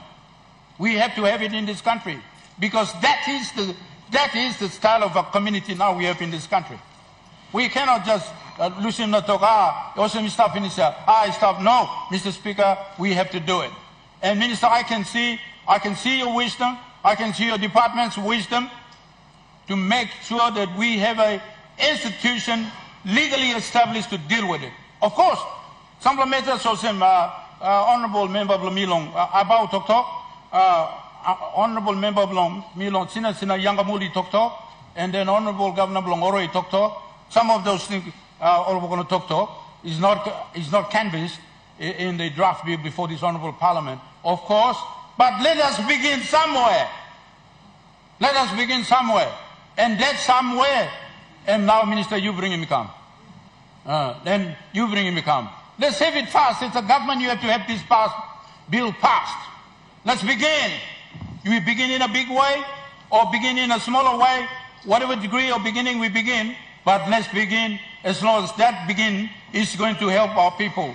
They're particularly addressing the humanity, integral part of human being or integral development belong human being as the preamble is in the constitutional preamble. Set out in the first, one of the first things there, we must consider integral human development. You don't need to make plenty rich man, money got money, or it's for something, you can concentrate on this plan. You may think, long those people who start, you may can talk about millions of one per name, but all will establish a big block, same time they start. You can describe him also. Now, me man settlement too, Mr. Speaker. Me is a civil settlement here. Me old man will be allowed similar 10 years, and me establish settlement here. Me start want them all people here. Now, me can sour. Now, me don't need one play evidence, look, I'm talking to the parliament. Evidence, no witness, and me, they now me going to talk stuff, yeah? And me to the me witness man, yeah? And we need it now. You man will sit long way Australian and British men, now you know need him evidence now. You are going to talk by creating white elephants, now you are going to talk to. That's all me. You know, sir, green elephant or one kind of elephant by me talk to. Because this organization by come up with something. Don't help him all. Land blue, you mean a place straight, settlement, block, and this layer. And once the Minister of Works and Karim Road, he go inside of Kona, which he's doing it, the best minister. Sorry, one for the best minister.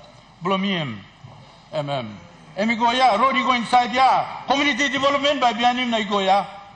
And then last of all, Mila Tokosem, you by set him up provincial office for you. You by set him up office for district. You by set him up office for you long, LLG. And then all this committee now you need to talk come up here. Or by making us disseminating information policy or what needs to be done by go through long all, now you mean by working more. If you look at money, national government also by giving me. Me no believe. National government can give him money and by giving him, but by short. So this committee, organization by advising, you make money in the district. Let's support him all this heavy now. You make money. No one stop. Committee by advising, give him think, bring him some money, plan the whole NGO. Honorable Governor. By giving money. So I'm sure when this organization is Honorable Governor, the bill, and when we pass the bill, Honorable Governor, time will finish. So, Mr. Speaker, last but talk, good plan, Mari must stop. Me talk osem, Mari must stop. Thank you. But you must pass in this bill.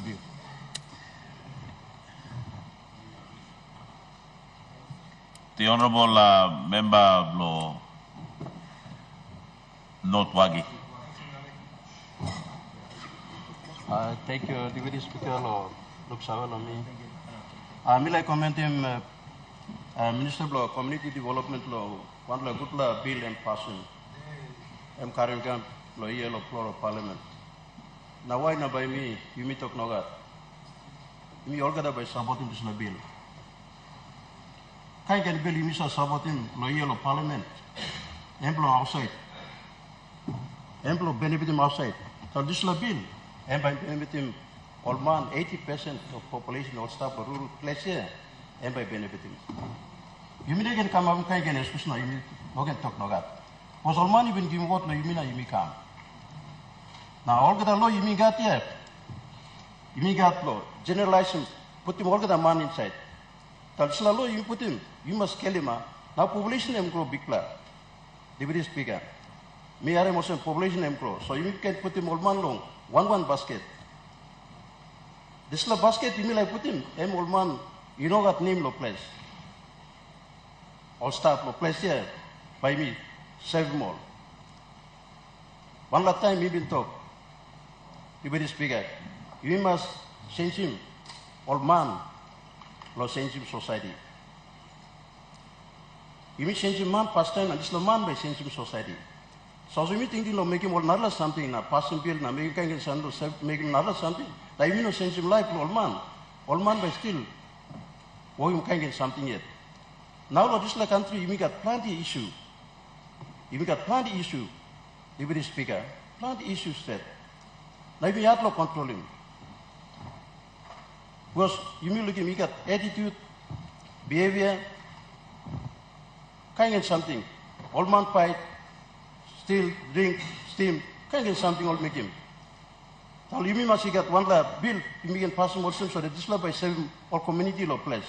So this law by sending him society, sending him old man become good.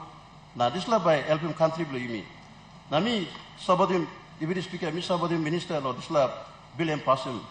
Now me, 100% me support him, now by me what him this law bill. Thank you. The Honorable Governor for speak. Thank you, Mr. Deputy Speaker. Me sabe all leaders like vote. Me one bell. Just a couple of issues that me like raise him. Plenty time you me say bring him bill when really what we need is a policy. And I think that's the point that I want to make to the good minister. I think the minister means well. Me plus I got all committee hearings. I'm set up on them department blame. Also can make him contribution below. So I know he means well. My concern is that, and you know, I also support what some of my colleagues have already said earlier. A lot of these things already exist. Miblalo province, Mibla got community development and staff. Igudan Olgatalo district, he got all officer staff. The issue that everybody faces is one of funding.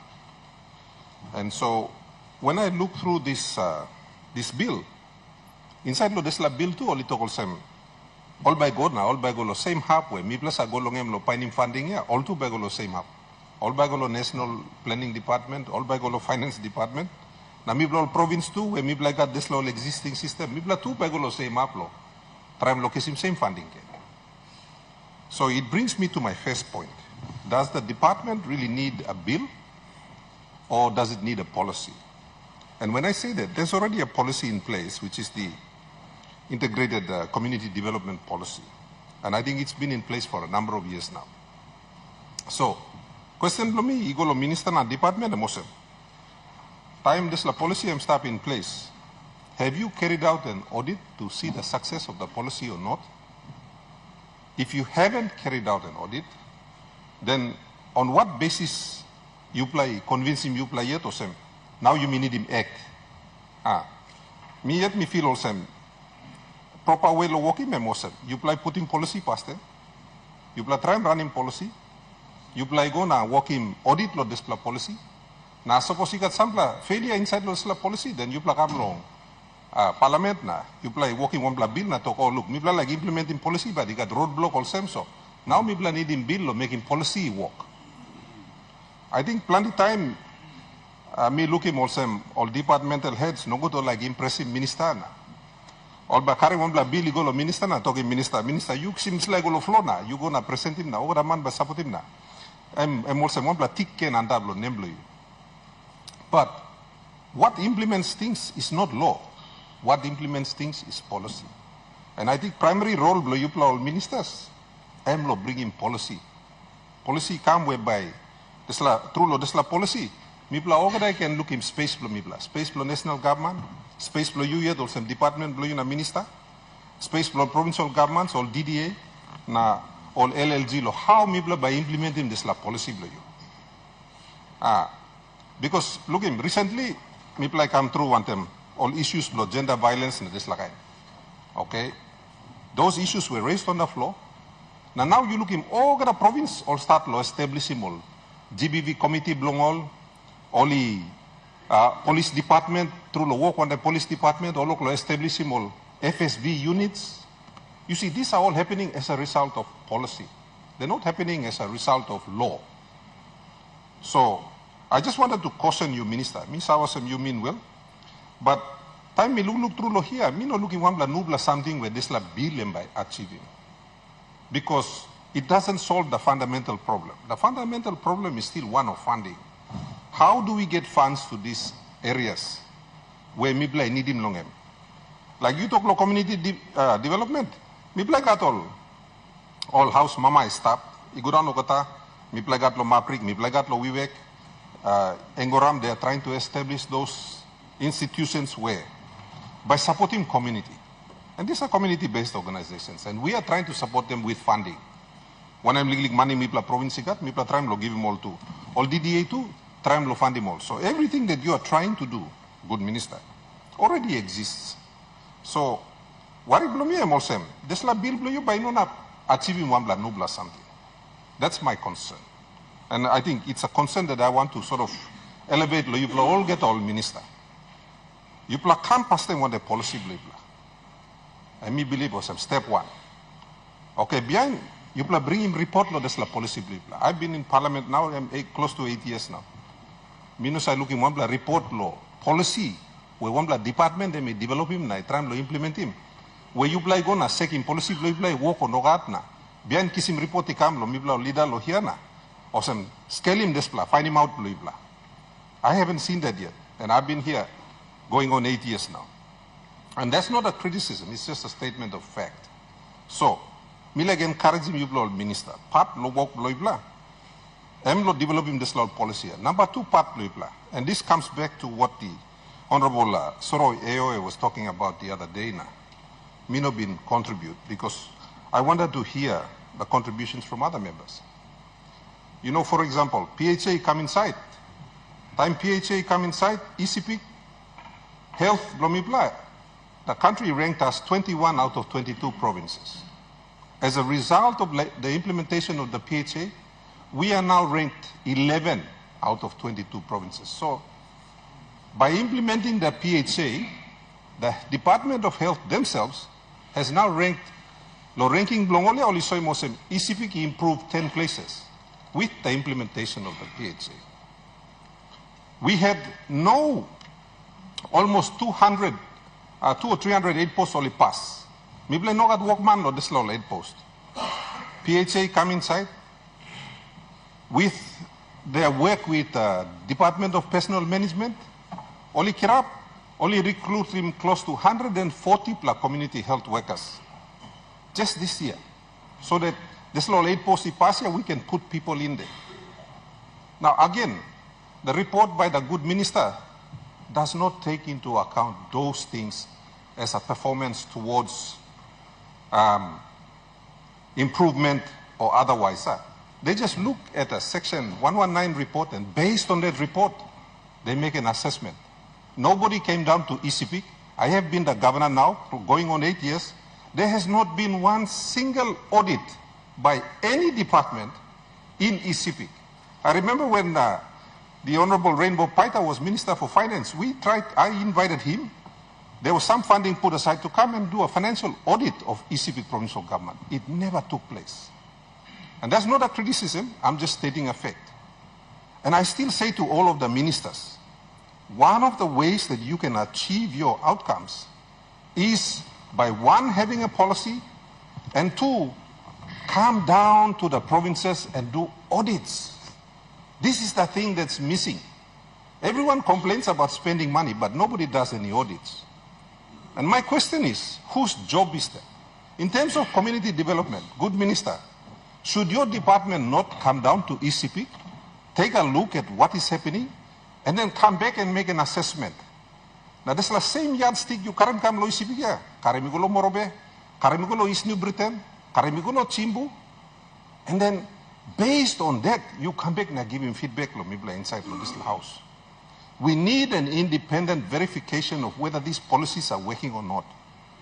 And I submit to you humbly, good minister, you don't need an act to support the work you're doing. We are all supporting the work you are doing because it is important work. But I urge you, Karim Disla go back past them now. Sit down, talk to a good one time, secretary below you. Do you really need these things? It says here that you want to develop a system. Now, if I look at Section 4, you don't describe how that system should look like. There's no diagrams or anything to tell any of us how that system will work. That system only comprises all of the existing players all having a big meeting. That's not a system. That's just more bureaucracy. So we don't need more bureaucracy, good minister. We need to know if the current integrated community development plan, policy, delivering these outcomes where you like him long or not. And then after that, give us a plan B if it's not working. And again, I'm not saying this to you as a criticism, I want to help you. Because suppose you make something hard now, you've got a law that suddenly enforcing over the players, and it's a faulty law. It adds an additional burden of bureaucracy on top of one work where we are already struggling to do. You know, this year, ECP provincial government, we decided to, because we play strengthening all LLGs, working all same kind of work where you like him long. We play strong him go pinis, we play put him sample money can because all ward only complain na to. Money go lo LLG, emi no come up lo ward. So this year we want to send 4,000 kina down to all our wards so that they can do the kinds of work that you are talking about. What's our problem? Money where emi come suppose lo staff inside lo national budget, you know come. So we haven't funded the LLGs and we haven't funded the wards because what was promised in the annual budget, the annual Papua New Guinean budget, did not arrive. So I'm bringing you second come back on same problem where you like deal one day inside of this bill, the issue of funding. One and no funding by you kisim, lo operating this bill blah. Is there new funding coming from somewhere? If not, then I submit to you humbly, you by still got same old problem where you like solving one this bill. So my advice to you is that I cannot support this bill because me feel also you've been misled by your department. I'm feeling gloomy. When I think about the contributions by my own community development people, particularly my deputy administrator, Mr. Kami, na work na team lem sa make him. Mr. Wilson, plenty work. People are like him, they are doing it. But they are doing it under difficult circumstances because funding, me plus a scaling na try and give him long all. Plenty time, heavy him also got him, Lodisla. If you were to go in and submit to the national budget that you need extra money to do your work inside the provinces, now you brook him this little money, now you sally me go down. I am sure we could make sure the funds go to the right places to achieve the outcomes that you are looking for. That's my submission to you. So, in fairness to you, and in good conscience, me no naplo support him this bill, because me at meeting osem, you need lo come back na talk sawe lo mipla long. Effectiveness lo this policy where we stop in place for a while, and then tell us why that policy has failed or succeeded, because you haven't done that, and it's not your fault. That should be coming from your secretary. So with that, Mr. Deputy Speaker, support Blomilo Minister and Mr. Tapiat, but for this bill, in this particular case, and by no God. Thank you very much. The Honorable Prime Minister. All right, thank you, Mr. Speaker. Me like Sanap law making some talk long, clearing some misconception that we may all have in this intended bill that the Minister is now proposing to us. Mr. Deputy Speaker, all our development focus is for our communities. You look section 4 of this proposed bill, let me define all community. I'm including all line got disabilities, all Mary, all Piccaninny, all church. This department embraces all the organizations that deal with people out there. Most times, and I've been in Parliament now going towards my 20th year. Many of us look down on this department that is right there in the face of our people dealing with the community. Many of the people that come under this department are in the margins of our mainstream line of thinking. For the first time now, you have a department trying to pull together the high and mighty in Wagani, who are supposed to save the people who are out there in our society. 80% of our country, if not 90%, is still rural based in our country. That is why the organic law and provincial and local level government gives an elevated level of power to our provincial government systems and the governors to address many of our development objectives. This bill does not take that power away. I want to point to all of you. Section 26, for instance. Section 26 of this Act. Let me read him. Section 26, subsection 1. Let me talk. The department shall, in mandatory terms, the department shall consult the relevant provincial government and local level government and the district development authority to ensure that the development of the district development centers is in compliance with this Act and other relevant laws.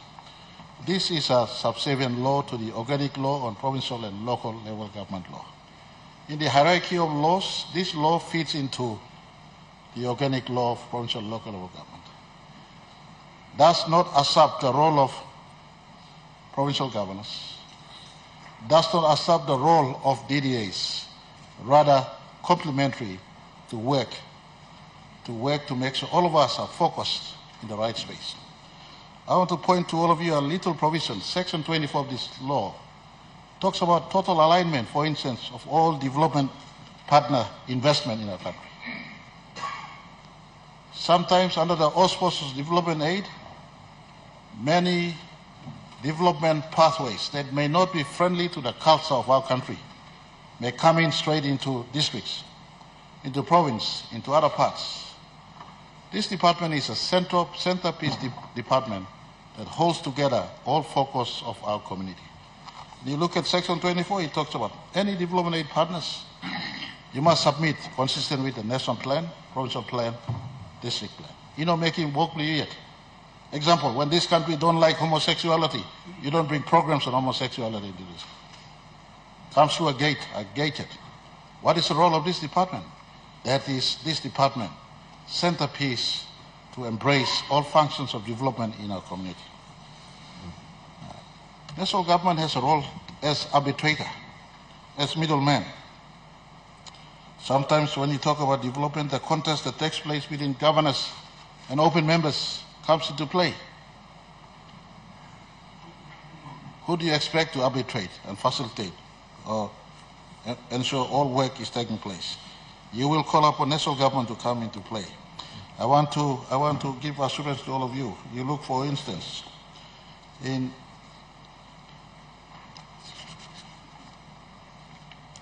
Section 32 of this law, I read, upon coming into operation, the Community Development Advisor becomes the District Community Development Manager. The Community Development Officer employed by the provincial administration is not going to create new positions. Whoever is already employed in every provincial structure you have a Community Development Officer in the province and in the district. Under our instruction, this instruction has been on the table since 2019. Waikani will not create new employment structures and go down, work with the province, and this law embraces this policy focus. Whoever is the officer in the province or in the district, and I don't know when was the last time each of us have sat with these officers called community development officers in our districts and sat with community development officers in our province. This law now empowers them to link into the mainstream provincial planning system, and you, working with them. Honourable Member for Aba, what's your point of order? Mr. Speaker, I think our Honourable Prime Minister is misleading the Parliament on this bill. He has to read Section 19, 21, 22, 23, because the appointment of so-called district manager is done by the department. And they place that officer in the provincial center. And that provincial center manager will manage all the district. That's where the problems are we've been arguing. It's not the way that the Prime Minister is advising the Parliament during his debate. Thank you. Honourable Prime Minister. All right, I do appreciate that we have Sepuka, member for Aba on the other side, who's always conscious of what needs to be done. And I want to also point to you the provisions of law in Section 32. Does not take away or diminish the role of the provincial government in as far as coordinating the work, core work of community. But this act, in all, intends to pull together everyone. At the moment now, you have people disjointed. This act doesn't take the role away of education advisors, doesn't take away the role of health workers. At the central level, it is not to reinvent the wheel or do. At the central level, many central agency departments do not value the work of your district health worker, your district education advisor, your district women officers, etc., etc. We are trying to give value to important characteristics of a nation. We are still a community-based country. We are still a rural-based country. Our people live in the enclaves of their tribes, their community, their districts, their provinces. I want to give assurance to all of us. And if there, as we go about implementing this law, and if there's a teething issue, this one is not Waikani trying to set up new structures in the face of our province and districts. Rather, coordinating, pulling all together. We give value to Look Out and Picking Act, for instance. We give value to Disability Act, for instance. We give value to the National Council of Women. We have the National Council of Women Act 2013. When was the last time each and every one of us give value to this? 50% of our women, 50% of our country are women. They operate. But because we are all so much busy about the bigger things, fight law road, fight law provincial government by making one, district by making one, Tarangu or Lik line bimi, or mama, all church, all youths, same people even like making, but we all trying our best to do this all over the place. This department, even if this act doesn't come into place and is trying to marry all of them together under one umbrella, this department exists to coordinate all these different sectors. And we have identified. You see, yesterday we dealt with Minister for Provincial and Local Level Government passing in, not yesterday, the other day, a report that there is apparent lack of compliance out there in our provinces, in basic reporting back, and out there in our departments too, reporting back on what has happened. And as we go through all this in the big noise of doing the bigger things, we may forget the essential. The essential people that matters the most, our people in the communities. And this is trying to pull all of us together. I want to ask all of us to give support. If there are ways to improve this one, and if this law eats into and erodes the work of the organic law and provincial and local level government, which I do not see this law affecting that higher law. That higher law remains. The power of you is not taken away in as far as governorship is concerned. The power of districts is not taken away in as far as district work is concerned. Rather, it works and adds and augments these laws we have in a coordinated manner. The intention is to coordinate.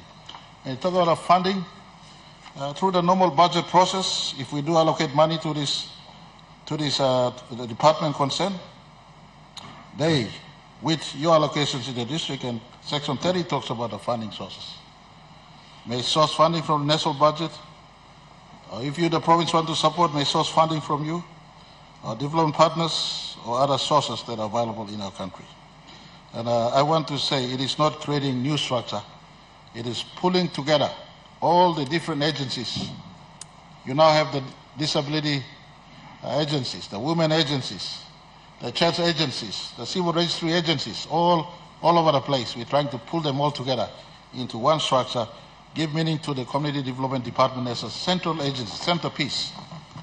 It must not be seen as a little one, tucked away, like an appendix to the mainstream.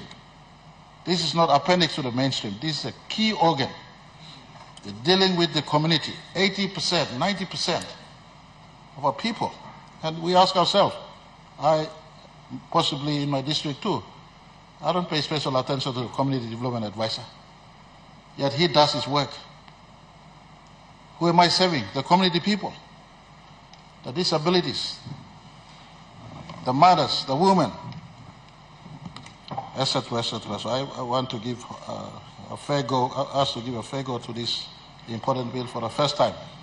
Our minister has taken serious effort into trying to pull all the different agencies around under one umbrella and one framework, making a system work, and also highlighting to the giants of Waigani, Secretary Treasury, Secretary Finance, Secretary Justice, and all the giants of Waigani in an ex-officio capacity. If they're not available, the deputy or the designate, the proxy is available to try to address your district issues in as far as youth is concerned, women is concerned, child is concerned, community is concerned, your provincial issue. This one is to assist your provincial governments and districts amplify your community issue at a centralized level so that you get assisted better. And also all development partners who want to come in, you come into a community through a gate and not through your own. So I propose this bill for us to support. If there are any ways to improve, we have 1 year before 2027 elections. Suggest those ways where we can improve. Many times we all just come on the floor. This bill was given to us, and I could understand. Only Tuesday it was put on notice and circulated, so some of you may not have read it properly. But take it home with you if this parliament does pass it. Take it home. In the heart of this is really the 80–90% of our community who've been left behind. We just have to bring them all into a centralized approach and hopefully approach them centralized, not for Waigani to do it. Waigani just coordinate, but for your districts and provinces to know important people are in our midst. I put question to this process, Mr. Deputy Speaker, and allow you to move it to the next stage. Question put. The question is that the question be put. Those in favor say aye. Those against say no. Ayes have it. Clerk. Sorry. The question is that the bill now be read the second time. Those in favor say aye. And those against say no. Ayes have it. Clerk. Second reading, a bill for an act, A, to establish the National Community Development System, and B, to implement and coordinate the functions of the department responsible for community development and villages matters at the sub-national levels in a centralized manner. Honorable members, I have to announce that I have received a message from His Excellency the Governor General dated 28 May 2025 recommending the expenditure of public money of Papua New Guinea in accordance with Section 210 of the Constitution insofar as the bill relates to and provides for such expenditure. Minister for Community Development, Religion and Youth. Mr. Speaker, I ask leave of the Parliament to move the third reading forthwith. Is leave granted? Minister for Community Development. Mr. Speaker, I move the bill be now read a third time. The question is that the question be put. Those in favor say aye. Those against say no. Ayes have it. The question is that the bill now be read a third time. In accordance with constitutional requirement, the bill must be passed by an absolute majority of 60 members. Clerk, please ring the bell.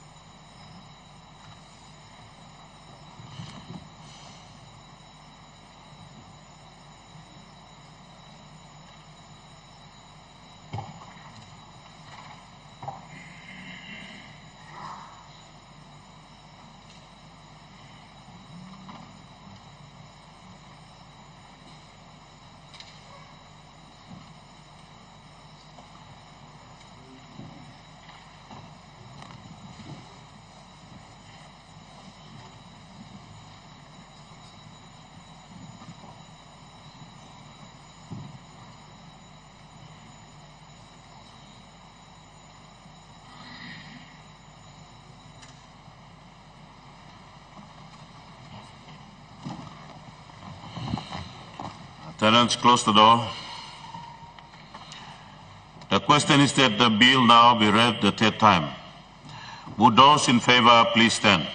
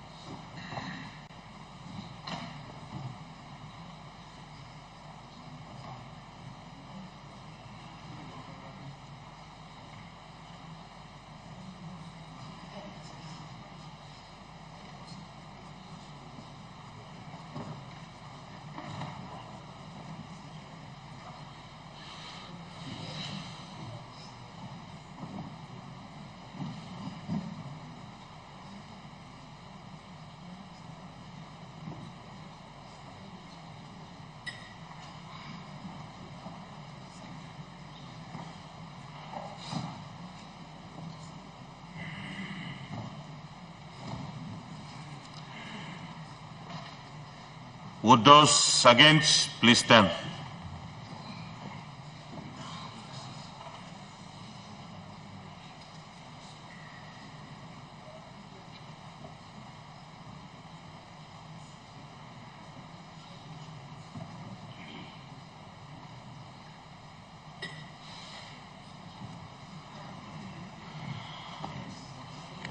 Honorable member for Kandep, we still have the counting in progress, so you may not step out of your seat.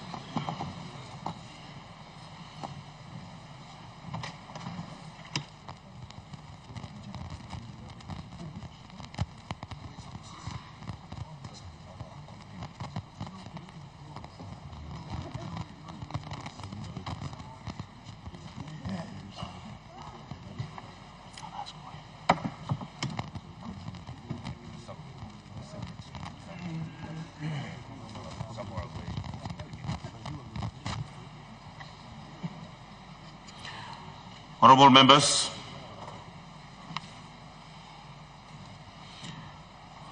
those who vote in favor of the bill 49 and noes 7. Leader of Government Business.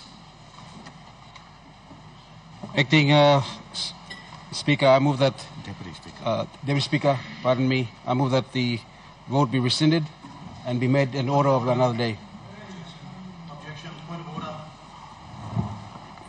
Honorable Opposition Leader, what's your point of order? Acting Speaker, this is an honourable House. All members of Parliament just took a vote, and the vote has to be honoured. The vote just failed. You can't just, for your convenience, just rescind it. Thank you, Acting Speaker. Honorable Deputy Opposition Leader, it's a motion, and you can take a vote on that. The motion, the Leader of Government Business have brought to the House to rescind the reason, and that is a motion. So, leader of government business. The question is that those who agree, the question is that the motion be agreed to. Those in favor say aye. Aye. And those against say no. No. Ayes have it.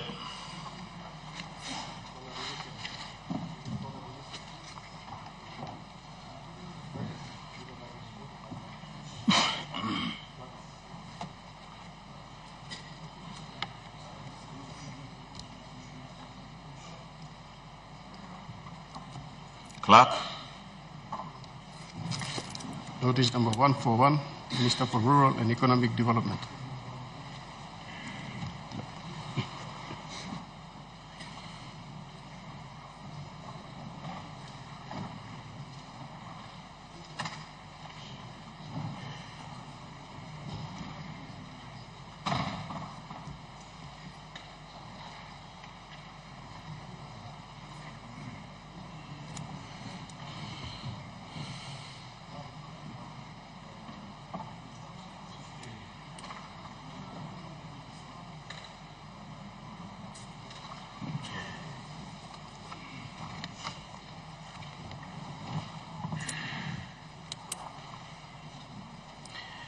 Minister for Rural and Economic Development.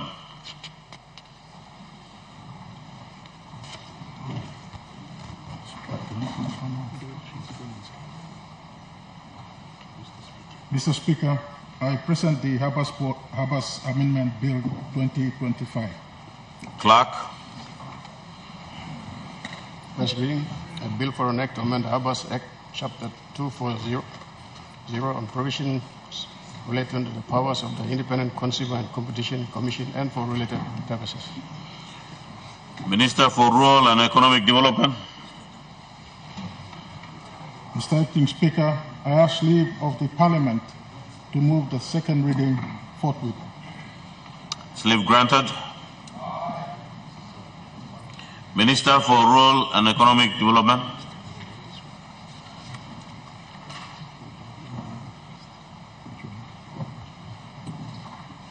Mr. Speaker, I move that the bill be now read a second time.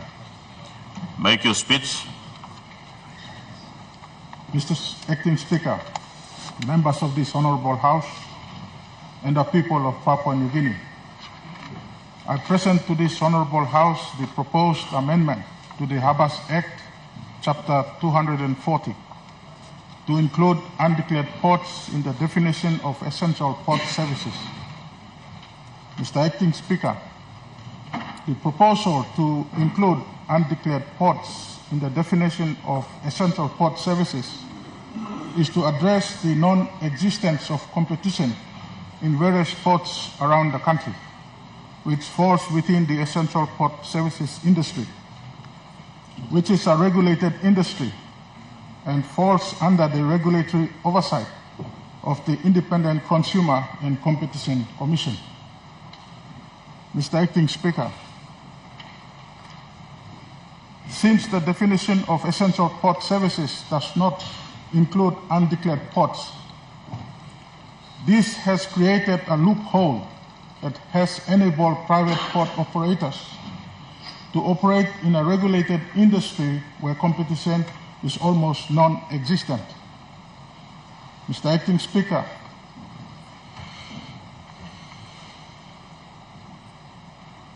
whether these ports were built by the state or privately owned and operated, there is no regulatory oversight over these undeclared ports, which has created inflated and artificial tariffs that in most cases do not reflect appropriately against the level of services provided and services that are not provided.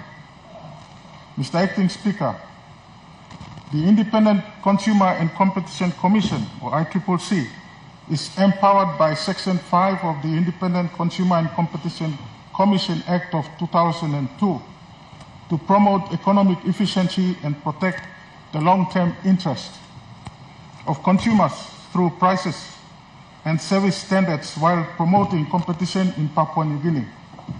Mr. Acting Speaker, the ICCC can only regulate the essential port services industry within the parameters of declared ports.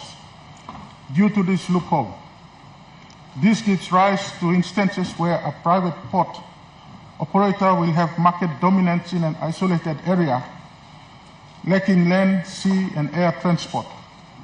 Hence, the high costs charged by these port operators will be passed down through retail and wholesale prices of goods and services supplied to be borne by consumers. Mr. Acting Speaker, the ICCC hereby proposes a long-term solution to address this legislative issue by amending the definition of essential port services under the Act. Once this is addressed, the ICCC will use its declaration powers under Section 33, subsection 1A of the ICCC Act to declare any entity that supplies essential port services as a regulated entity giving rise to the regulation of prices and protection of consumer interests. With that, Mr. Acting Speaker, I commend the proposed amendments to the Harbours Act, chapter number 240, to this Honourable House. Thank you very much.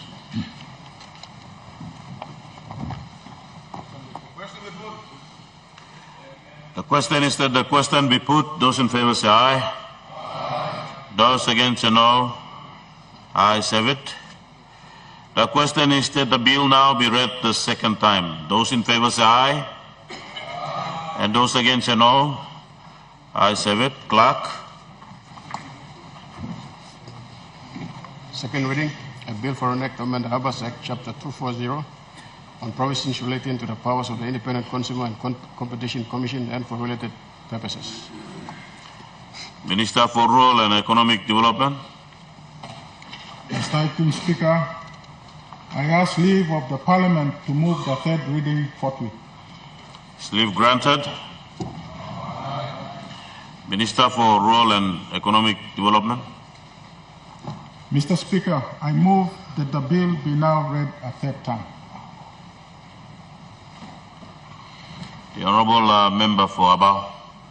Thank you, Acting Speaker. I want to fully support this amendment, which is well overdue. And I hope that in the definitions, ports like Cupiano and others will be also included, because many times some ships go and come, but no regulation covers them. And so I stand to support the Minister on this bill. And secondly and finally, thank you, Minister, for including the explanatory notes, which was missing from the previous one. Because explanatory notes makes it very clear, so we don't have to argue. Thank you very much. The Honourable Prime Minister. Mr. Deputy Speaker, me go quick time through the solve, but me like commending Minister. Plenty thing was you may just put him in law pass him time, but he got plenty of key organs long. The government is stopped silent without tidying work. Today is an example of go inside. Some law outstanding lumla time needs to be done. We start clearing up in the face of our country's 50th. And me like Senap law supporting him and make him talk. All private port operators law country. Country, you come inside, you must announce him, SIP come inside, now SIP you go outside. Whether you come Karam DY or get some coffee or you come to private port is close too, but look. Some port operate close to PNG port sanction port operations. In a long, stopping work long all, but operate in a manner in which you may clear us and only work good. Plenty, porty, Karam, can something where, so for the last 50 years, you may not clear Karam one of them. So this is a little law, but then we go law working sure that you may clear. We said through operating port, now one can port start. Port long all DY operations, port long all agricultural operations. And so I just want to take this time to indicate to all out there who operate in ports. It is not to suppress you, but just to ensure that we know what's happening out there, what are you doing. We have a government that is in place, report on what's happening out there, and for us to take stock correctly, because it is true these ports and through our airports and through our borders, where many of things not produced in our country are coming into our country. We want to make sure we have regulation in that space. Thank you, Thomas. The question is that the question be put. Those in favor say aye. And those against say no. I say it. The question is that the bill now be read the third time.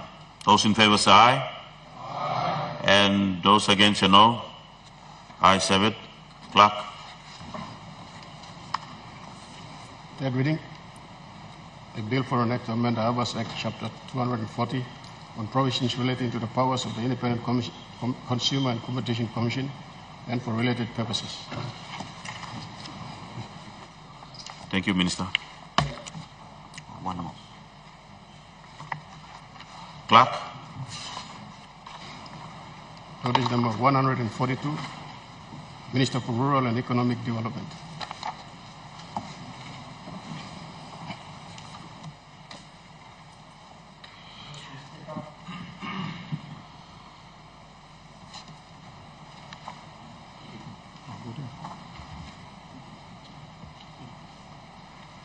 Mr. Acting Speaker, I present the Prices Regulation Amendment Bill 2025. Clerk. First reading, a bill for an Act A to amend the Prices Regulation Act, Chapter 320, and B to regulate prices for the sale of certain goods and supply of certain services, and C to promote competition and consumer protection and for related purposes. Minister for Rural and Economic Development.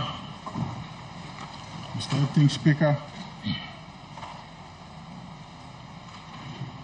Speaker, I ask leave of the Parliament to move the second reading forthwith. Is leave granted? Minister for Rural and Economic Development. Mr. Speaker, I move that the bill be now read a second time. Minister, make your speech.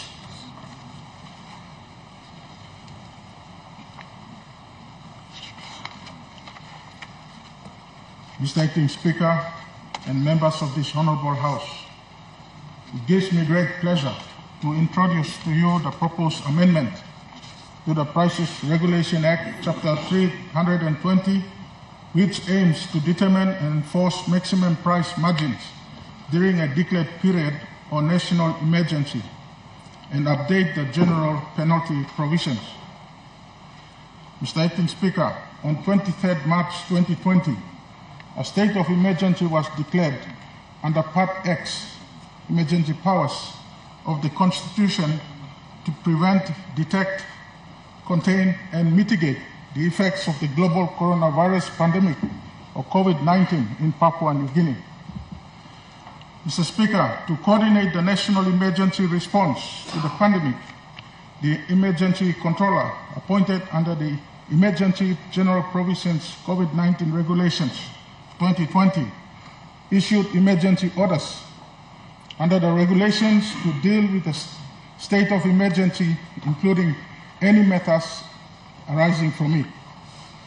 This legal framework formed the basis for the state of emergency and subsequent actions taken during this period. Mr. Acting Speaker, the National Emergency Order 19, which dealt with the price monitoring and regulation during a declared period or national emergency, was made under the Emergency Regulations 2020 Order 19. Order 19 was subsequently replaced by National Emergency Order number 8, which was issued under the Emergency General Provisions COVID-19 Act of 2020 in identical terms.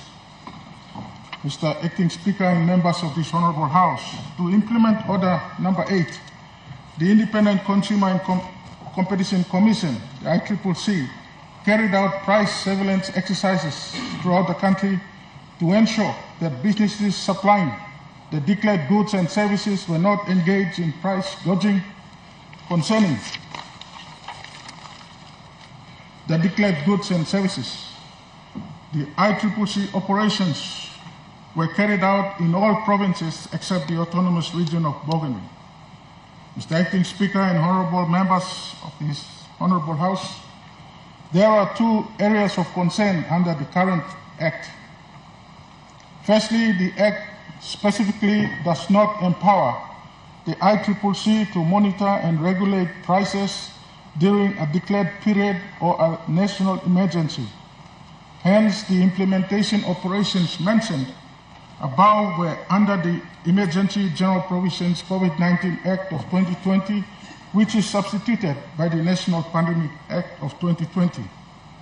And secondly, the general penalty provisions under the Act are lesser and would be seen by prospective offenders in its current form as just a slap on the wrist and not a meaningful enough deterrent to prevent contraventions of the Act. Mr. Acting Speaker and honorable members, these amendments will address these grave concerns of the ICCC in depth. Firstly, the proposed amendment to the Act seeks to insert a new Part 3A, which provides for special powers of the Commission. The special powers of the Commission and its provisions, in a sense, will empower the ICCC to appropriately exercise its powers and functions to determine, monitor, and regulate maximum price margins of certain goods and services on time during a declared period under the National Pandemic Act or National Emergency under Part X of the Constitution. And secondly, the proposed amendment to the general penalty provisions of the Act to increase the penalties to reprimand offenders and act as a deterrent against the contraventions of the Act. With that, Mr. Acting Speaker, I commend the proposed amendments to the Price Regulations Act, Chapter 320, to this Honourable House. Thank you. The Honourable Minister for Fisheries. Thank you, Acting Speaker, and I thank the good Minister for this amendment. In the COVID times, we had to do what we had to do to ensure that the price of imported goods and medicines that came in were regulated to ensure that our people could easily access these goods and services. And I thank the Minister for his paper now. It brings back the Commission where they can actually do some due diligence in ensuring that the price that we have now, because the economy has grown, the importation of goods and services has returned. So it is about this time that this Commission gets together, and the amendment is well in tune to do this at this point of time. My concern with the paper, not a concern, but an agreement with the Minister, is that the punishment and for the price control and the engagement of the price control to ensure that it deters people from price gouging. It deters people from raising the cost of essential goods and services is very welcome, because it's happening in our country, and I thank the Minister for his foresight in this and bringing this paper in, and I look forward to helping him to get people to ensure that they go to all provinces in our country to ensure that the price is the right price for our people. Thank you. The question is that the question be put. Those in favor say aye. Aye. And those against say no. Ayes have it. The question is that the bill now be read the second time. Those in favor say aye. Aye. And those against say no. Ayes have it. Clerk.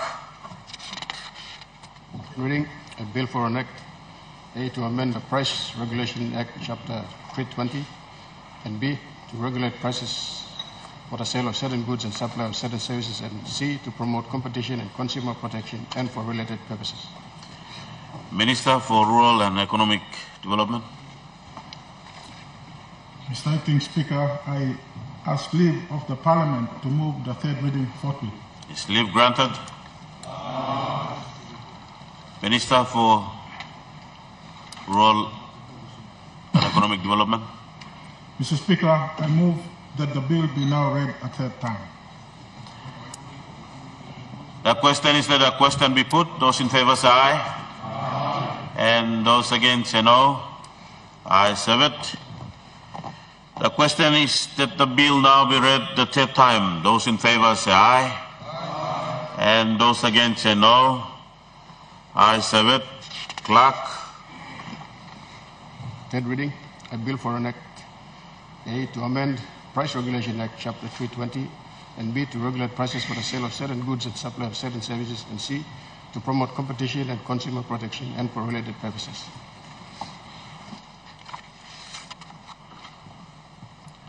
Thank you, Minister.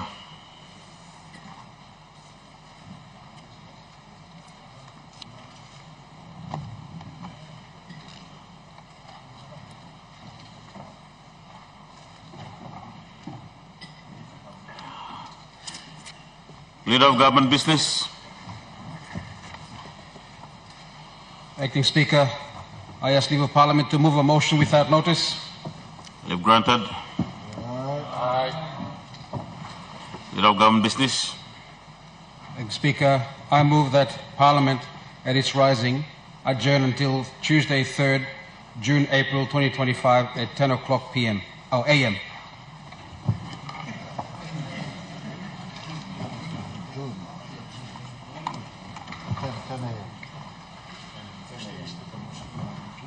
The question is that the motion be agreed to.